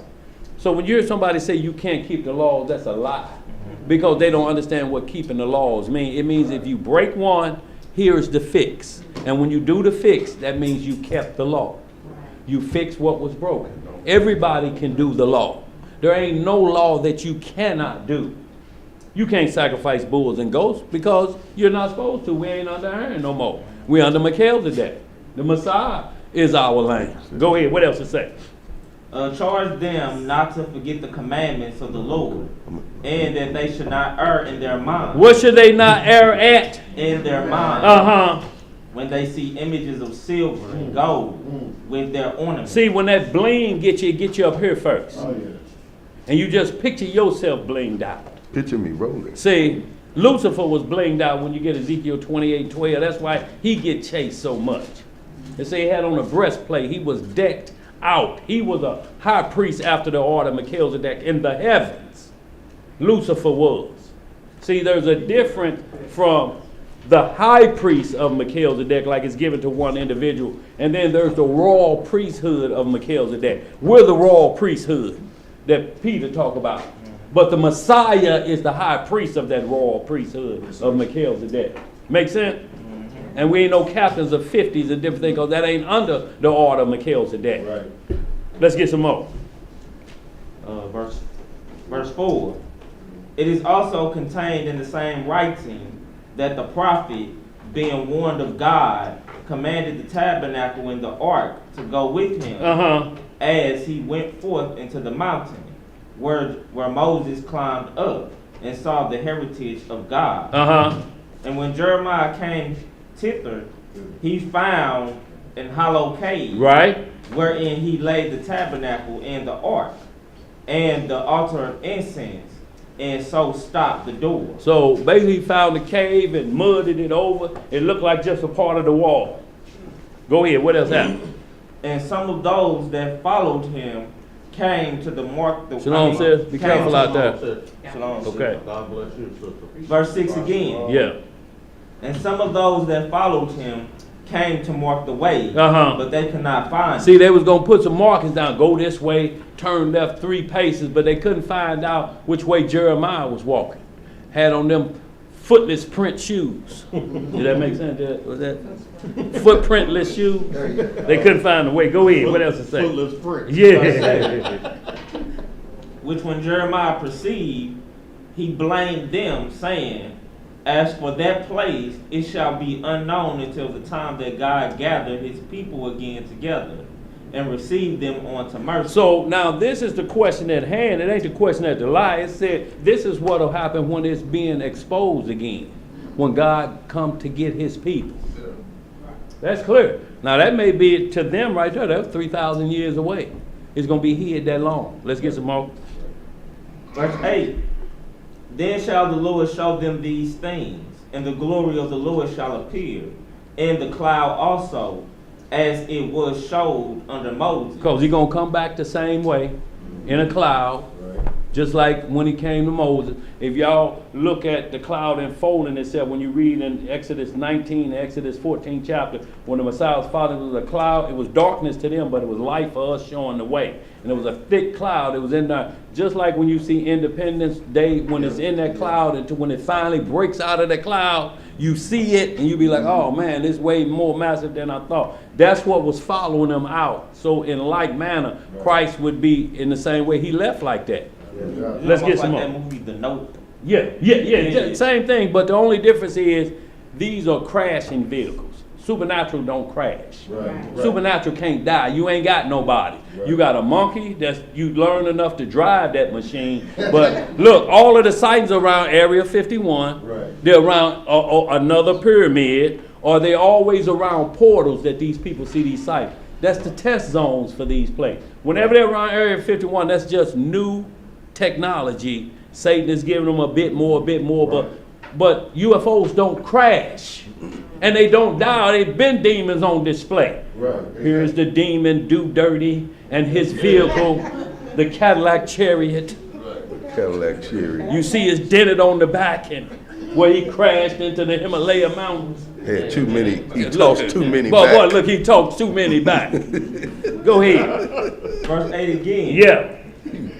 Then shall the Lord show them these things, and the glory of the Lord shall appear in the cloud also, as it was showed under Moses, and as when Solomon desired that the place might be honorably sanctified. So y'all can read the rest of that on out, but this is the point that it was right there. So let's get into some Jeremiah 3.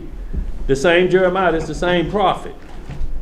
And see if this lines up. Or it's like some people say, see, that's a contradictory right there. It say it wasn't going to be found, and Jeremiah ain't never said nothing different. It's how you're not looking at the answer. I mean, the main subject matter is going to be there till the Messiah come back.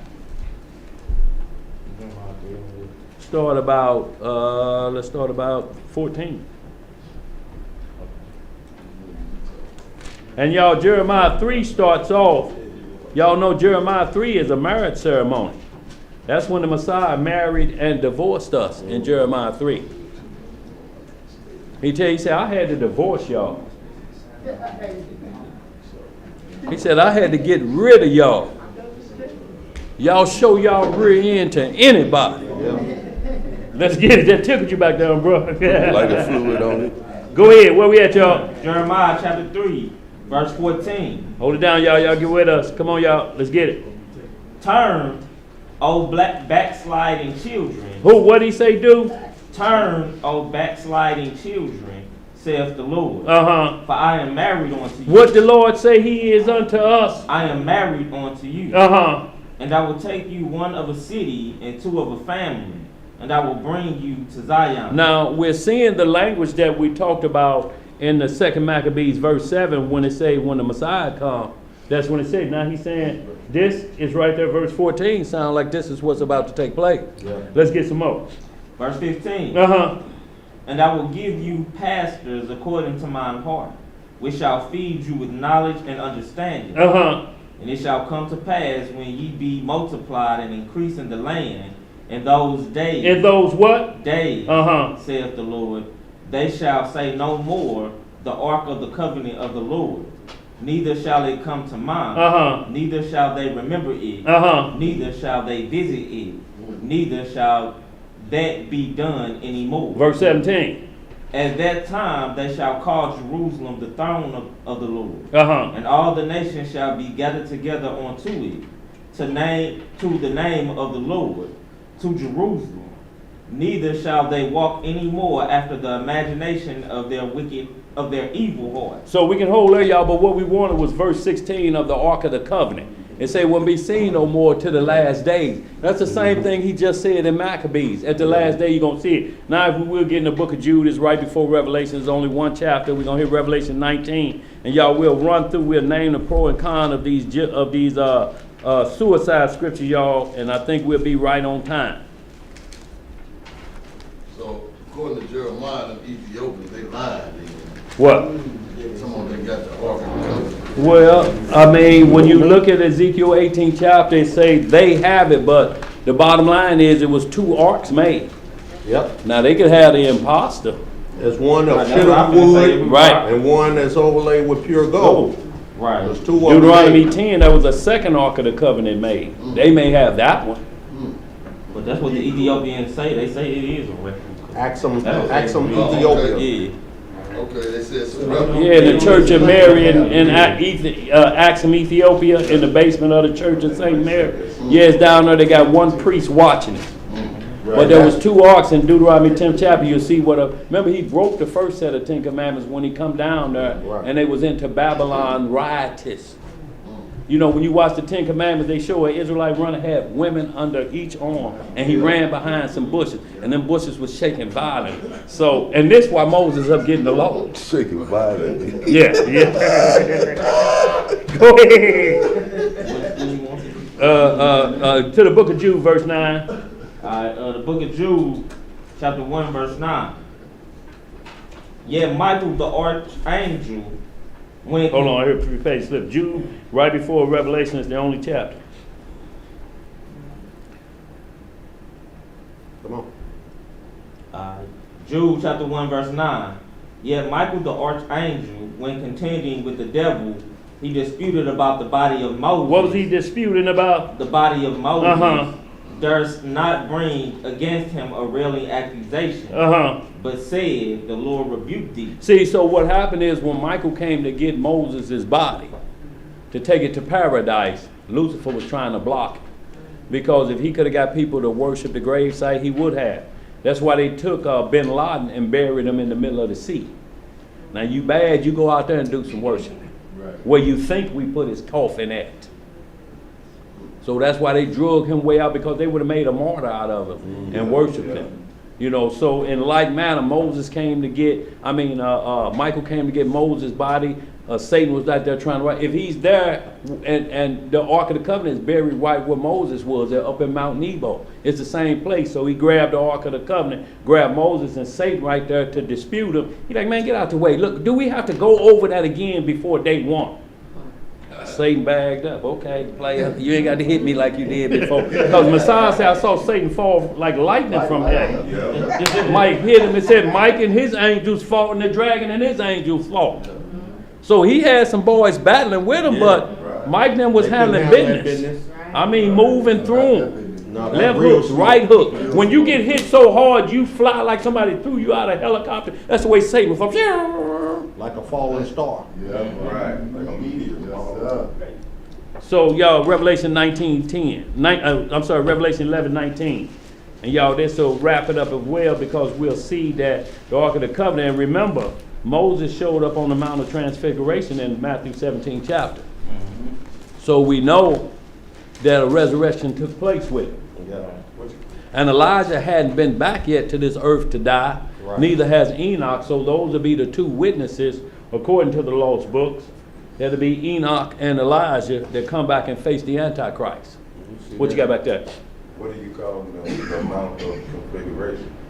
Or what? That transfiguration. Transfiguration. I'm sorry, Ariel ain't here, so my words are twisted up a little taste. Go ahead. Is that the Mount of Olives? Well, he'll tell you when it started off, they walked up into the Mount of Olivet. So yeah, absolutely, bro. But that's where the portal is. That's where he left from. He coming back to the same location. It's a portal. And it's on guards there right now. But they're going to have to get out of the way when he comes back. They're going to get out of the way. Trust me, they're going to get out of the way. It was guards guarding that stone in the cave he was in too. Yeah, and they got the hell out of there. They didn't say they fell as dead. Yeah, fella's dead, man. Look, boy, just playing dead. They so scared. He gonna walk on by me. They don't see me. I'm dead.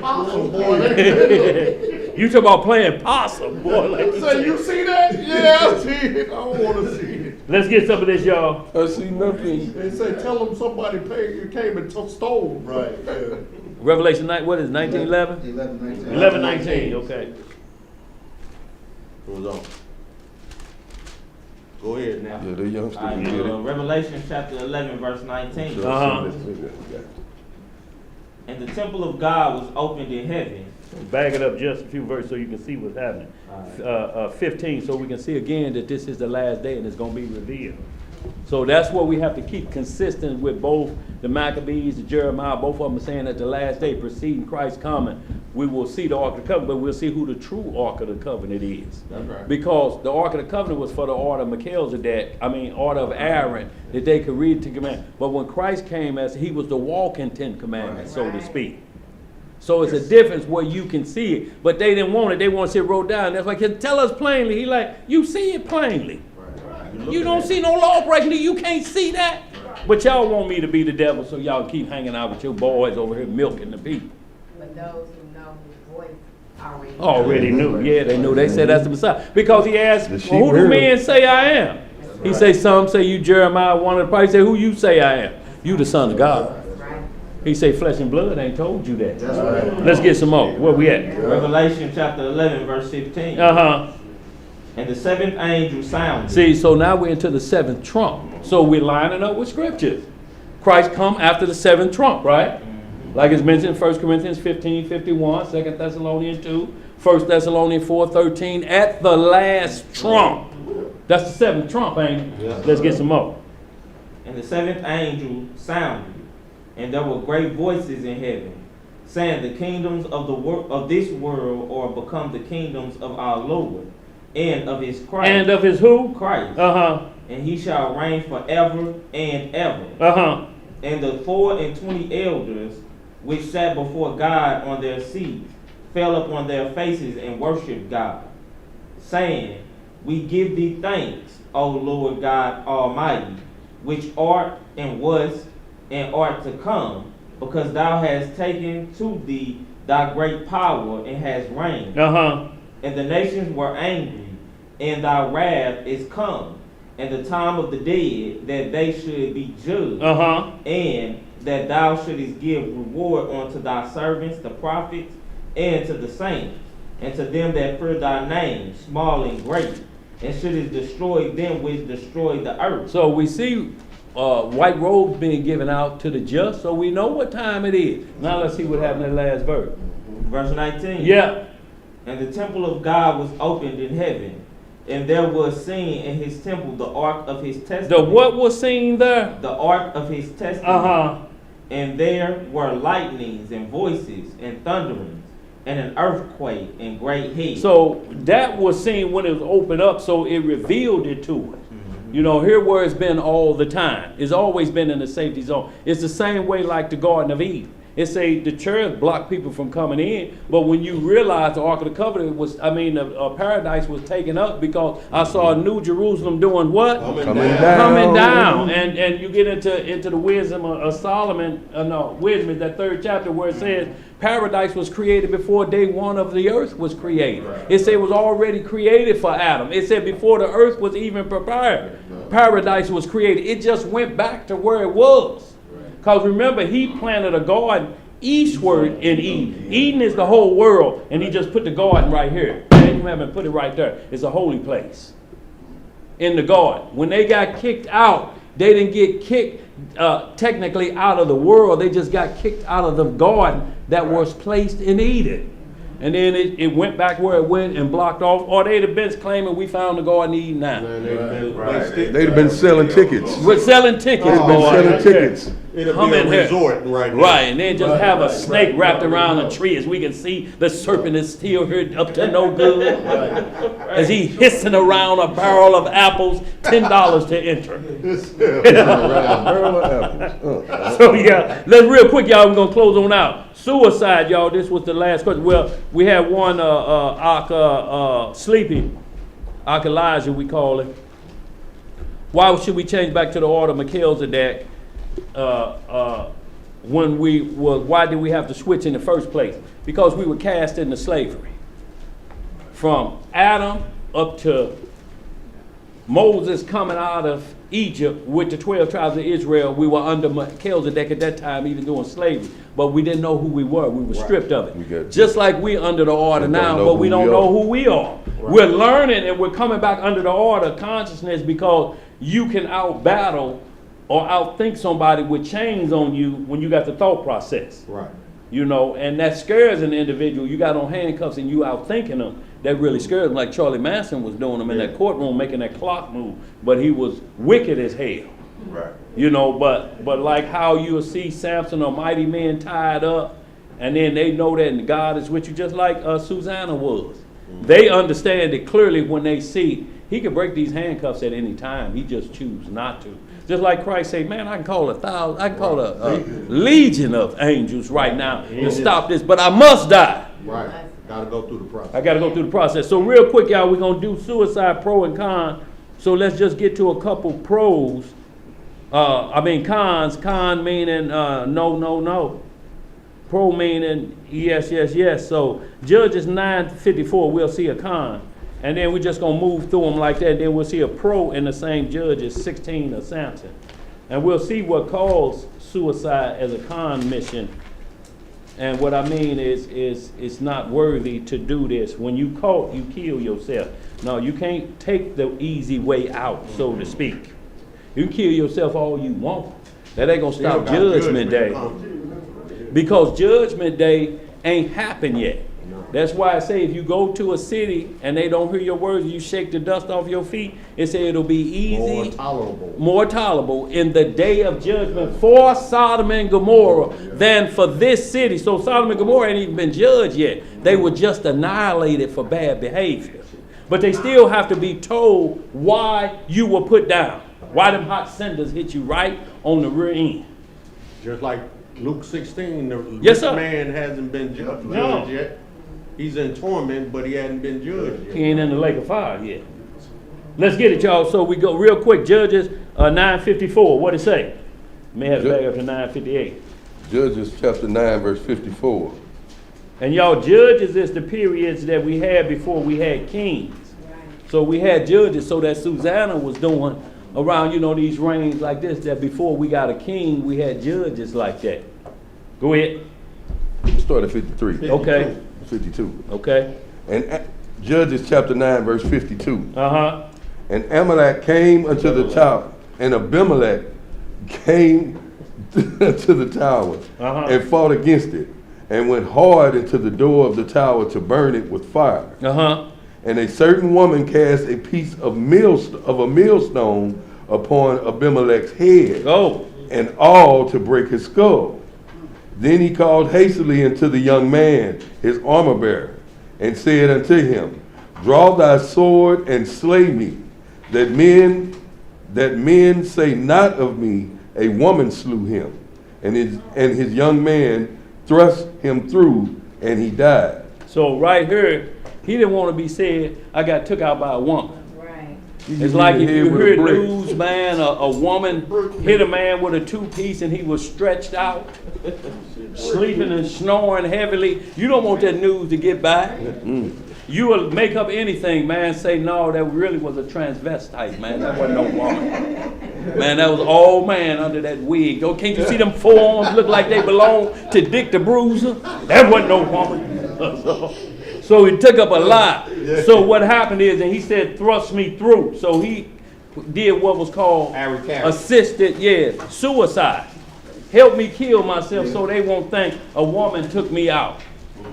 So is that a con or a pro? That's a con. But when you read why Amalek did what he did, it was some curse coming on him. So he took basically the easy way out. It was just a woman that was going to put him down, but he couldn't go out like that because of who he was. Pride. So, pride, so he just say I went out like this. So that's a con. We can't ever use a way out to say I put myself to death so history won't record me as being took out by a woman. Yeah, but it's already in there. Look, it's in there. Look, it's like ragu, man. It's in there. Definitely recorded, brother. So let's get another positive in the same chapter while we had Judges. Judges 16, 29, and 31. Y'all, we're going to get these last two, Judas and the Messiah, we'll close out. Because we're going to get to the ultimate pro and con, and it's called the mark of the beast. 16, 29 through 31. And y'all, Samson, when you read about him, his birth, he was to be born a Nazarite. Judges 13, his mama was a Nazarite. She was told she couldn't eat anything. All Numbers 6 chapter was performed in Judges 13 chapter because he was born a Nazarite from the womb. So he was born technically to die, saving Israel. Go ahead, what else to say? Judges chapter 16, verse 29. And Samson took hold of the two middle pillars upon which the house stood. I say back it up just a little bit. 26. No, say it called for Samson. Okay. Start at 23. Judges chapter 16, verse 23. Then the lords of the Philistines gathered them together for to offer a great sacrifice unto Dagon, their god. And Dagon, yeah. So they was going to do a great sacrifice. Samson, the strong man, locked up. Go ahead, what else to say? And to rejoice, for they said, our God had delivered Samson, our enemy, into our hand. And when the people saw him, they praised their God. For they said, our God had delivered unto our hands our enemy, and the destroyer of our country, which slew many of us. So Samson that killed 10,000 with a jawbone of an ass. Go ahead. And it came to pass, when their hearts were merry, all the whiskey flowing, that they said, call for Samson, that he may make us sport. And they called for Samson out of the prison house. And he made them sport. And they set him between the pillars. Now y'all see how confident they was. They like, go get their champion. Yeah, we need a little laughter around here. The wine was flowing. They was merry, Elisha. They flowing like we need a little entertainment. Bring them out here and y'all ever see the movie. Now, out of all the tribes, why is Samson or the tribe of Dan, I don't care what movie you watching, they always show the tribe of Dan as black. And I'm only speaking of color when we say that as only color Israelite. They and even with the Ethiopians, the tribe of Dan, but all other tribes white. Dan was given over to wickedness and witchcraft. So that's why they want them to be black. And ain't in the 144,000. Right. Yeah. Let's get some more. And Samson said unto the lad that held him by the hand. See, because they had blinded him. So now they want to make sport out of a blind Israelite champion. Go ahead. Suffer me that I may feel the pillars whereupon the house standeth. See, and so he just had them, and the youngster just put his hand right here. Here go one right here, and he got the other one right here. Yeah, just leave me right here. That's where I need to be. Go ahead. That I may lean upon them. Now the house was full of men and women, and all the lords of the Philistines were there. Oh, all big boys was there, y'all. It's like one of them White House dinners. Everybody there, the big shots there. Go ahead. And there were upon the roof about 3,000 men and women that believed while Samson made sport, that beheld while Samson made sport. And Samson called unto the Lord and said, O Lord Yahweh, remember me, I pray thee, and strengthen me, I pray thee, only this once. He said, only this once. I'm not asking you to give me back what I messed up on that. I'm not asking about that no more. You done tried me in that and I failed miserably. Go ahead, what else to say? I pray thee only this once, O Yahweh, that I may be at once avenged of the Philistines for my two eyes. And Samson took hold of the two middle pillars in which the house stood, and on which it was borne up, of the one with his right hand, and of the other with his left. And Samson said, let me die with the Philistines. What Samson say? Let me die with the Philistines. So he said, when I crash the house gonna crash down on me. But at least the mission gonna be finished. Right. Yeah. The only reason I just had to give my life like this, I had to come back and give my life this way versus the way it was ordained. I could have left out of here as a champion, but that's what you have to do sometimes. You have to give your life for the Lord when you come back around again. And that was the fix of the problem that he had brought. What else to say, bro? And he bowed himself with all his might. And the house fell upon the lords and upon all the people that were therein. So the dead which he slew at his death were more than they which he had slew in his lifetime. Because there was 3,000 men and women on the roof, so that's 6,000 up there. He killed 10,000 jump on that. Now you got all the middle chambers and all downstairs, the butlers and stuff, and the clowners hanging around. All them. And what does it say? Verse 31. Then his brethren and all the house of his father came down and took him and brought him up and buried him between Zorah and Eshtola in the burying place of Manoah, his father. And he judged Israel 20 years. That's all he got out of Israel was 20 years before Samson messed up bad, y'all. And some of them years was in the penitentiary being made sport out of. Right. And when you watch that movie, boy, you see little midgets sticking him in the ravine. He's like, who stuck me in the crack about?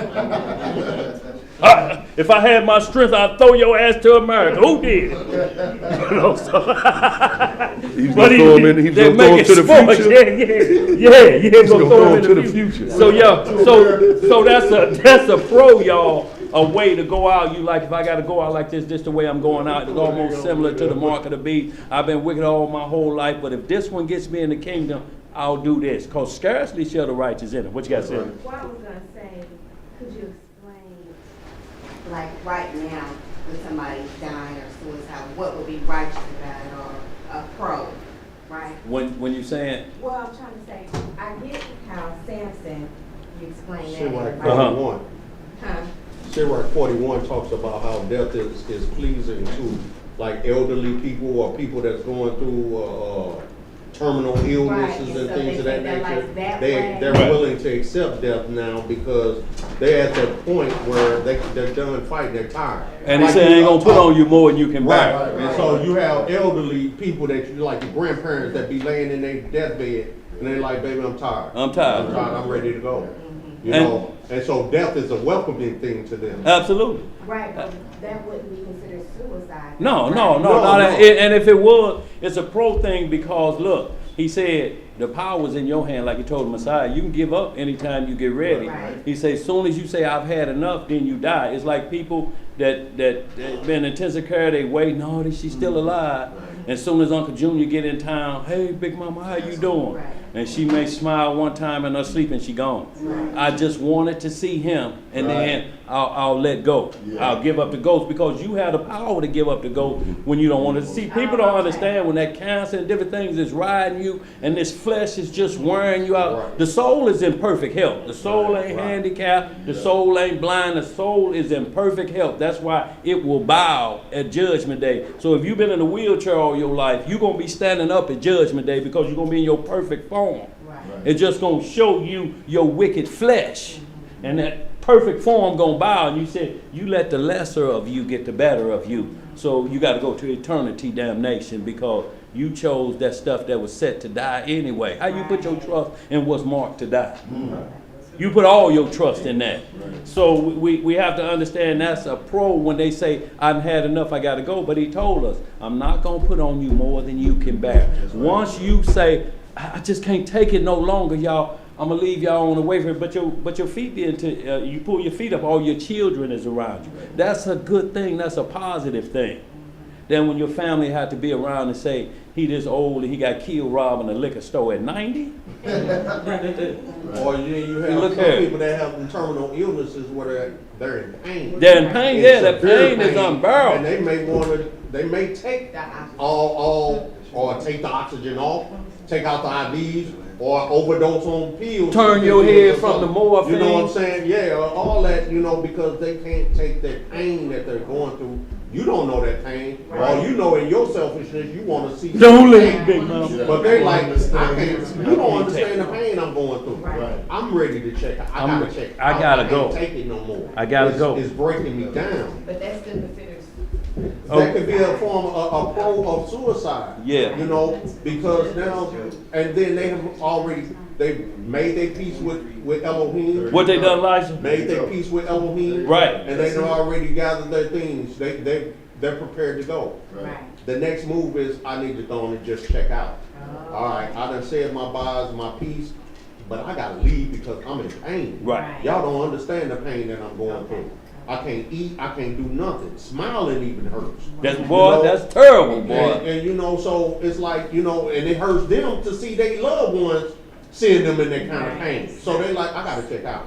Because I can't take looking at you in pain, watching me in pain. Right. You know what I'm saying? So that's a pro to a suicide. Okay. Makes sense. And Jake told us on the radio too, his older brother, you know, he was hanging on by a thread, but that was because Jake would go over there every other day to see him. And his brother's wife said, you know, he said, how you doing? He just hanging on. And he said, I just want to tell you, you know he only hanging on for you. And he said, what? He said, he just know how you gonna feel about this, how this gonna be to you. He said, he just hanging on for you. You gotta be the one to let him go. Right. So when he went over, he like, big bro, I'm gonna miss you, but big bro, when you won't, he wasn't gone, hence and he was gone. Right. You know, but he was hanging on for just Jake because he knew that I'm his big brother, I'm his only brother, right. So I know I'm gonna have to leave you with your brethren now. Right. But he was out here, he had enough, he had to go, you know. So y'all, we see these things happening in our life, but he said, I'm not gonna put on you more than you can bear. You can't take this, you can say, I've had enough. He said, I'll let you go, but you got to know how to make your peace at that point. Right. You have to make your peace before you give up this flesh. So, and that's what Jacob did. He took up, Jacob got buried in Egypt, and he got embalmed in Egypt. Do you know that was the biggest funeral on history, on record? When you look in the book of Jasher, 54th chapter through the 56th chapter, y'all look up Jacob's funeral. And had all 12 tribes hanging on to his, look, had all his coffin. It was lined up, and Pharaoh made a proclamation, if don't nobody come out and bow when Jacob come through here, they're going to have to answer to me. So you know how when you go to Mississippi now, they do it in Mississippi.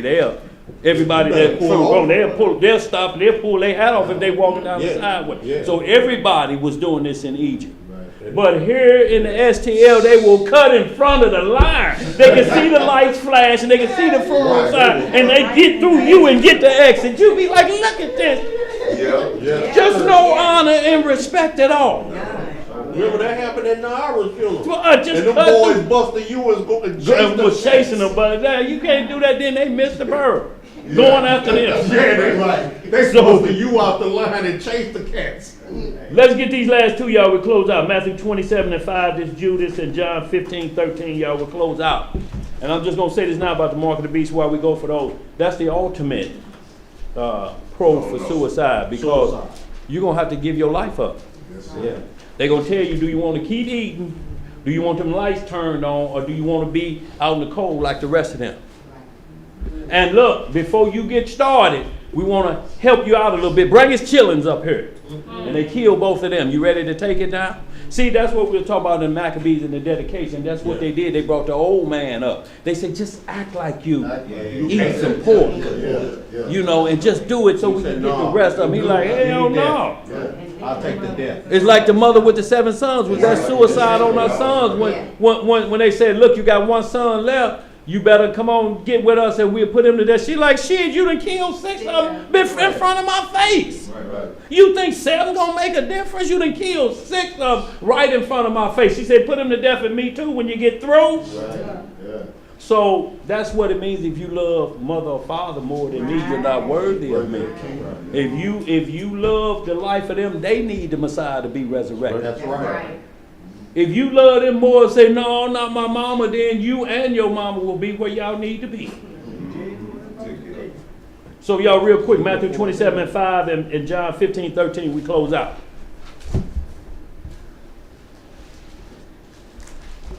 And this is Judas, y'all, because Judas took blood money. Oh, yeah. Right. You know, and then he tried to give it back. Oh, and them rogue Pharisees said, no, player, that's your paper. That's yours. We don't take paper back.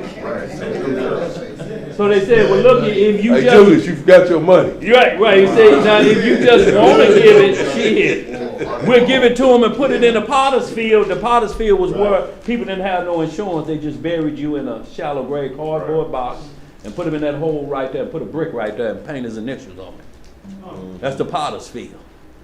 We have potter's fields today. Yeah. When there's nobody to claim you or to bury you, they have a neutral burying ground for you. You get the cheapest deal. Just cardboard like box. In Louisiana, the pauper's grave is you in the ground. If you got money, they put you in a mausoleum. Right. Because New Orleans is below sea level. Yeah. And the bodies float. Yeah. When they Katrina had plenty bodies floating, didn't it? That's why all they graves above ground. Right. See, and that's why when you hear somebody, we supposed to be buried. Well, look, Christ was buried in a tomb. Yeah. These were buried in mausoleum. What it means that a lot of them walk down into the earth, but just dig in dirt. It just means to be covered up, that what a stench of you, and you could corrupt in that grave. That may not be underground. Right. What it means is that you're buried, though. Some people bury people in a cave and seal it up. You can't go up in there. That's what Moses was buried in a cave. Look, he up in a mountain. What grave you digging up there? And it's supposed to be without the city, so cemetery was always Yeah. supposed to be separate from living Right. quarters. Yeah. That's right. Sure, you ride down a main street, we have a grave site right here. Mm-hmm. Right on the main side, right. You go But to once Rock they Road, get on there, both sides, all they the ain't way. supposed to mess with them. You ain't supposed to Right. build over an old grave site or something. A lot of that poltergeist stuff start from that, just building houses over a known grave site. They do it. But then you gotta think, hundreds of years ago when they started them, that was out of the city. Right. Yeah. Now everything is built up. Yeah, around now it. everything has built up around it. Right. But they don't bury in those places no more. No, because most lands, they had their private burial ground. Right. Like even when you watch the movie Django, when old Steve and the bootlicking champion was coming back, he was singing and humming. They had a burial plot where they was burying the man Django put down. You know, old Calvin. And then they came right back into the house, and then they had to be buried over there. So all slave plantations had their separate burial grounds. It was just that people disrespected. Let's get some more, y'all. Let's close on out. Get these two. Matthew 27:5 and John 15:13. Let's get it. Matthew 27 verse, I'm gonna start at 3. Okay. Then Judas, which had betrayed him, What Judas do? betrayed him, Uh-huh. when he saw that he was condemned, repented himself, and brought again the 30 pieces of silver to the chief priests and elders. See, now look. It said he repented himself. Some people think he asked for forgiveness. No, I say he repented of himself. Right. He tried to fix his bad behavior. Right. I'll fix what I did by just going to get the Give money him back. that money Gotta back. fix it. Yeah. That's like you rob a bank and you know everybody looking for you. Yeah. But dog, I'm gonna just I'm take gonna the bag just back. take the money back. What they gonna do if I just take the money back? Lock Hell, I'm you up. returning the money. Lock Right. you up. You going to jail. Go ahead, what else to say? So that's what Judas tried to do. He was going to repent of himself. He turned from that and tried to say, well, I'll cut the deal out, time out. I don't want to play no more. Right. No, it's too late. The Messiah said, Too been late. better that you had not been born. That's why he said who was condemned already. He wasn't dead yet, was he? No. Right. So he was condemned already. It had been better that he had tied a millstone around his neck than to betray the Son of Man. So that's why it says that for what it says. What you got, two by? Dr. Marvin in the chat asked, who dug Moses' grave? Who dug it? Yeah. That's what I'm saying. in There the wasn't cave. no dig. That's what It's we up in talking the about. It was mountain, in in the the cave. cave. It was on the Get mountain. up here. When he told him to get up there Go and up on die, that he didn't mountain have and a die. shovel. Nah, Look, and then if he did have a shovel, I mean, did he jump in it and cover himself up? please. He didn't So send what we're nobody talking up there about, with him either. right? So what we're talking Get up about there and is he was took up high and the breath was taken from his body, and then that's why we got into the book of Jude. Michael came to get his Got body. his body, right. Yeah. And he grabbed the Ark of the Covenant there and took it on back. Then Moses shows up at the Mount of Transfiguration. Right. Matthew 17 chapter. Showing he's So, in right. paradise. So it lets you know he will be in the kingdom because he was resurrected at that point. Right. This Moses from 3,000 a year ago, and they like, should we make 3 pillars? You know, this is a supernatural event. Should we make a portal for each one of them? Father said, no, it's one here. The top prophet and the top priest. He's greater than Elisha. He's greater than Moses. Right. No, you make one pillar. And then you tell them, don't tell nobody the vision you seen Right. till you see the resurrection, because they ain't going to believe you no way. Right. But once they see the resurrection, then tell them you saw Moses.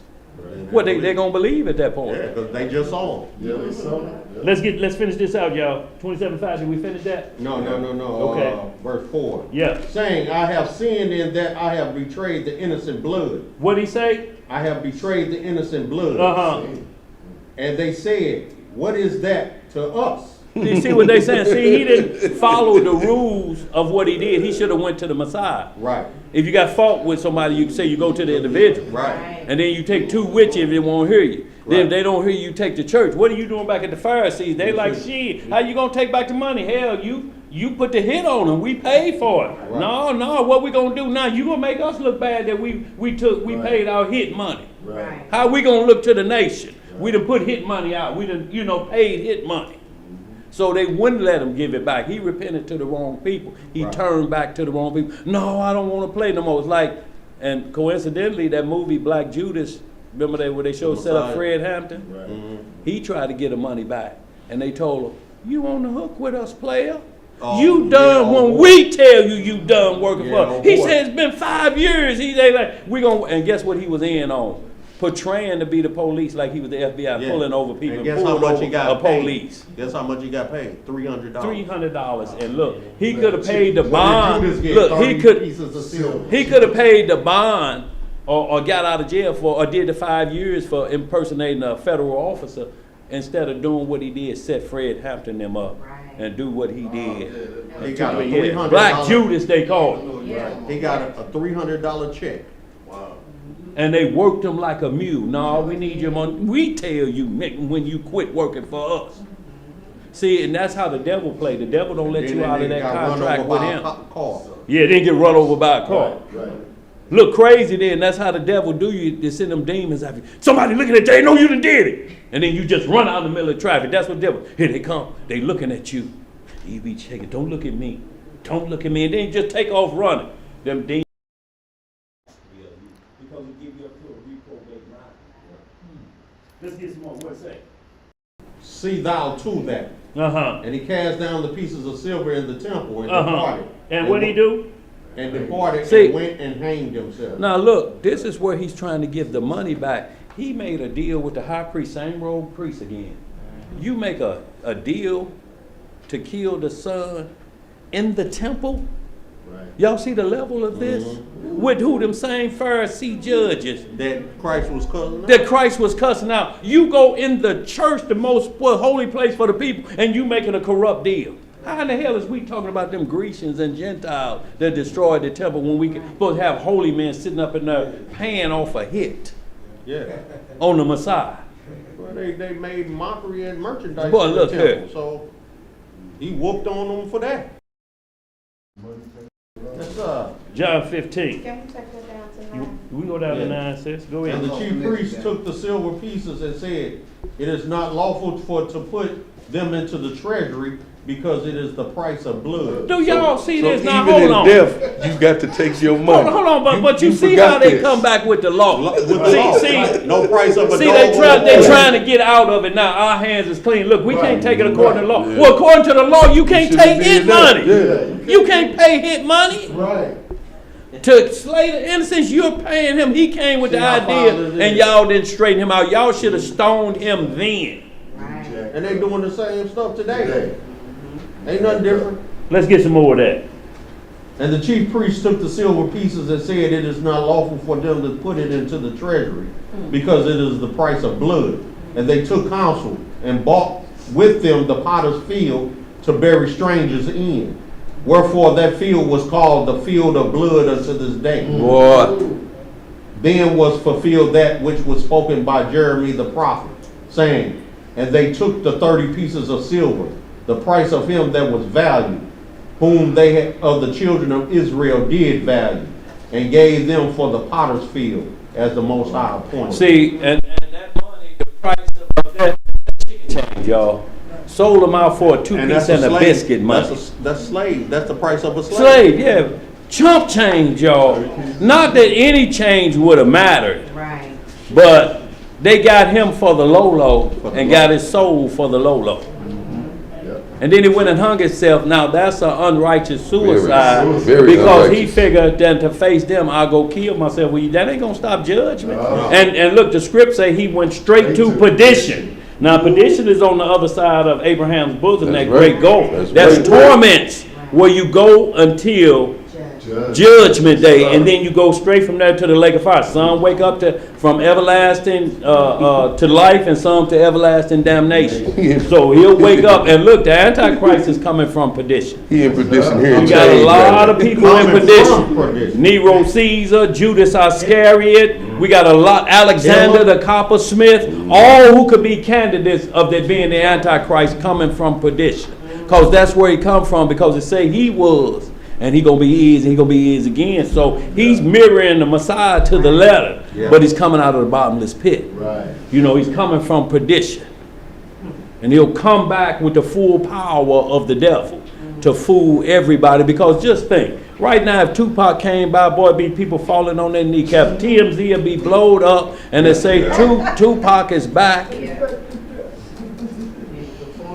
And right, he's performing tonight, you know. And look, everybody will be there because they can't believe he's back. That nigga stink. He smell like that. Let's get this last one, y'all. 15:13, we close on out.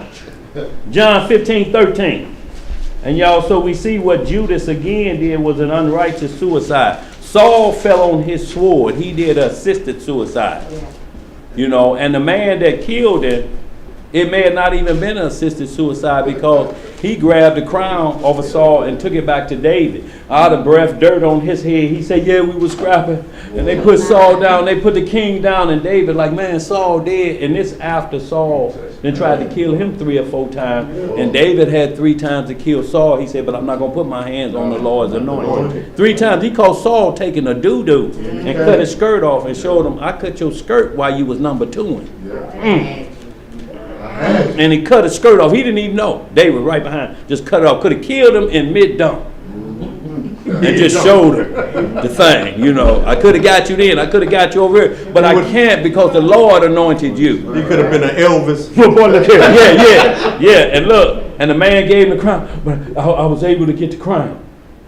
He said, so tell me again what happened. He said he didn't want the Philistines to finish him off, so I grabbed his hand too, and I just did. I pulled a Dr. Kevorkian. I helped him stab himself like this, and he died. And hear the crown. He said, so if I'm hearing you again out of your own mouth, you killed the king of Israel. You can't say that nicely. You can't dress that up. Well, he was on his way out anyway. And David said, since you confess, put him to death. Because see, look, what he was doing is he may have came on and helped finish them out, but he was looking at a seat at the table from here on out. The man that that's why he got the crown. Here you go. Here you go. When I get a seat. So you can't do assisted suicide is bad. If you talk somebody into it. Right. You know, you got to be careful about that. We're going to kill yourself there, nigga. I'm tired of talking to you. You got to be careful because this is cursings and blessings. That's funny because somebody on Messenger been telling me they're going to kill themselves. They asked me about music, about doing artwork, and then say I'm gonna kill myself. They did it 3 times. Now look, if somebody keep promoting and talking about it, look, if somebody keep talking about it, they really don't want to do it. Right. They want to be talked out of it. Yeah. People that want to do it, do it. And when they don't want no questions, it'll be just like this boy now, the dancing boy that was on Ellen, just perfect life. Went to a hotel and just blew his brains out. That was Sarah Friend. The boy, look here, just blew his brains out. And people don't know why. Left a note and just say it was some things in the past. Who was it? The boy that was, you know, he's a DJ on that Ellen show, killed himself. Went to a hotel. I mean, just had renewed their wedding vows and everything. No money problem. Still don't know why he walked he called an Uber to the hotel 15 minutes away. They looking for him, and the maid coming there to clean up, and they in the bathroom, blood everywhere. I mean, look at so his name. what? T-Witch. So I mean, what you expect from the guy? I mean, what's your last name? It's Twitch. Twitch. You say don't talk about your government name. No, it's called Twitch. But no, see, names don't matter. Those just a handle to go by.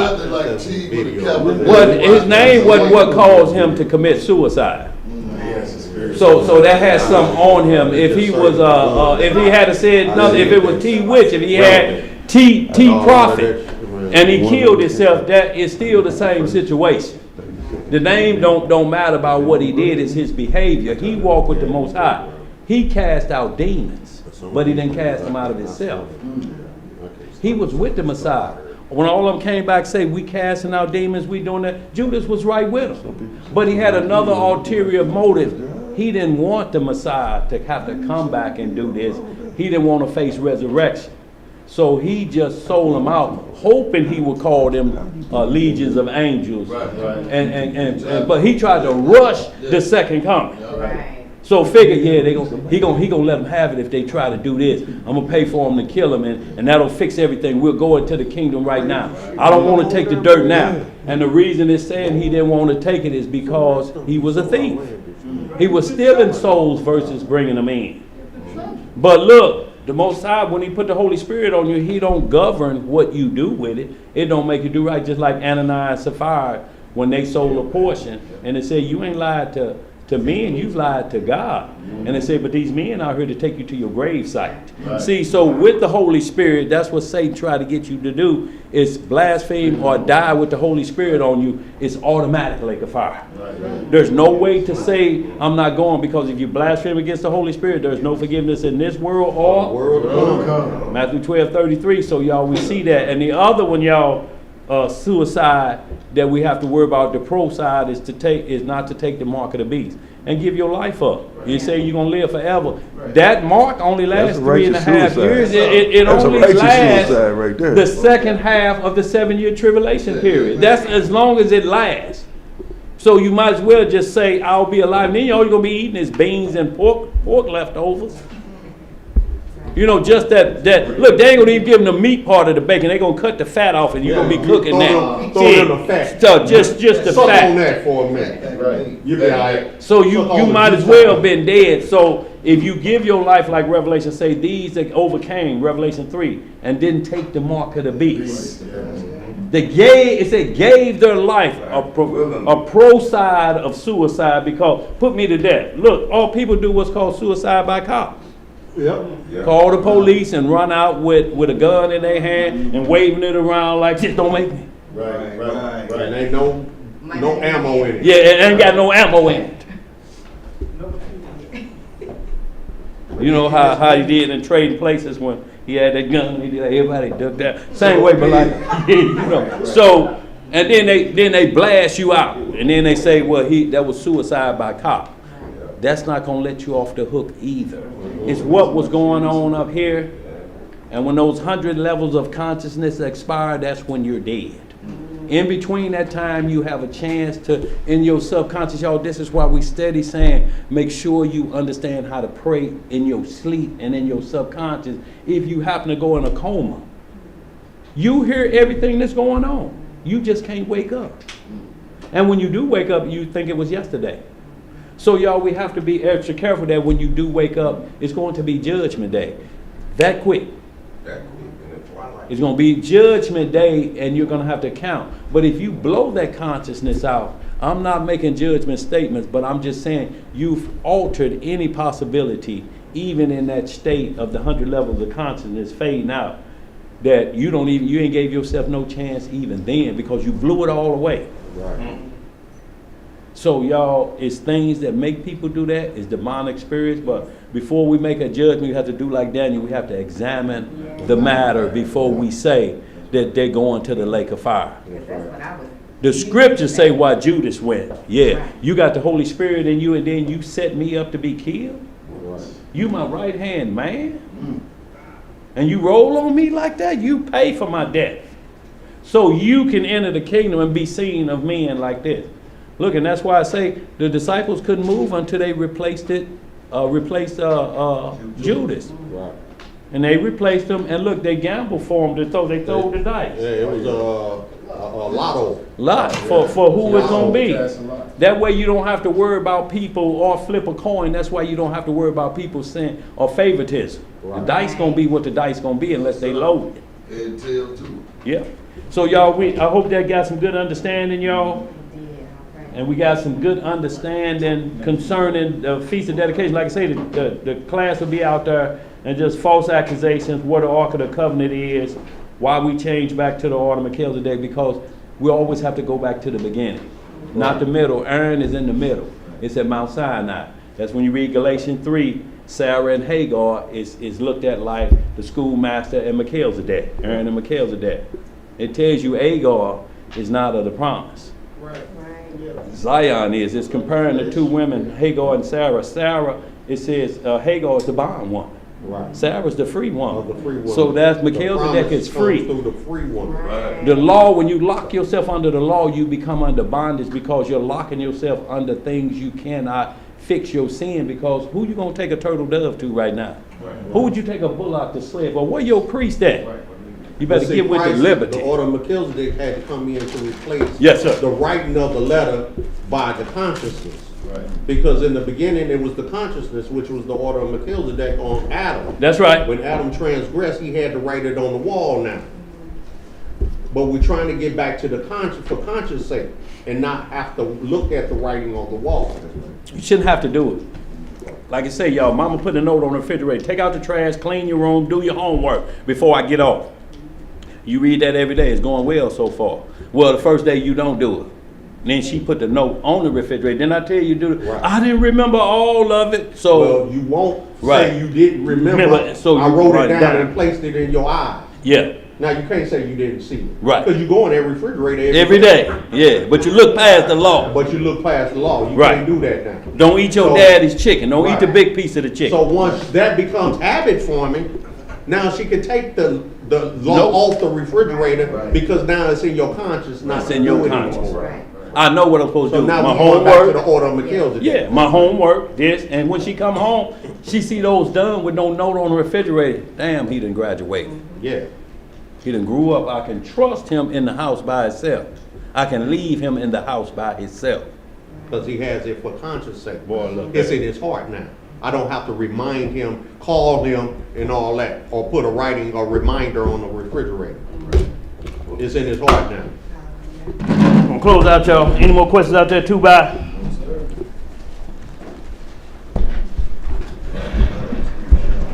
Psalm 8 chapter.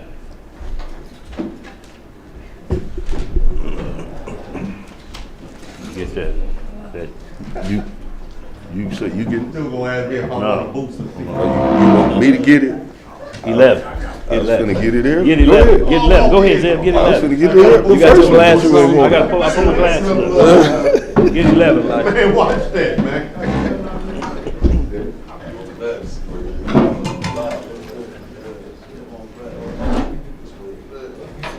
Psalms chapter 11. Yes. With the Most High's permission, in the name of his only begotten Son. Hallelujah. In the Lord put I my trust. How say ye to my soul, flee as a bird to your mount? For lo, the wicked bend their bow. They make ready their arrow upon the string, that they may privily shoot at the upright in heart. If the foundations be destroyed, what can the righteous do? The Elohim is in his holy temple. Yes. The Most High's throne is in heaven. His eyes behold, his eyelids try the children of men. Yes, sir. The Most High trieth the righteous, but the wicked and him that loveth violence, his soul hateth. Upon the wicked he shall rain snares, fire, and brimstone, and in horrible tempests. This shall be the portion of their cup. For the righteous Elohim loveth righteousness. Yes. His countenance does behold the upright. Hallelujah! Yes, sir. If y'all got a shekel or two, y'all would greatly appreciate it. Thank you again to the worldwide audience. Hey, y'all, and look. For $5 a spot. Y'all, if any of y'all doing y'all dedication, is technically the 18th. Y'all can light up tonight unless y'all just want to hold till tomorrow night. Don't want to cause no confusion for anybody, but technically sundown is another day. So y'all understand what we're saying? So you can light up tonight, but we doing the feast part tomorrow during the morning and the evening hour. But it technically starts tonight. Hey, Yeah, it's cooking. Yeah. When? You want to help out? No, I got it. I ain't delivered.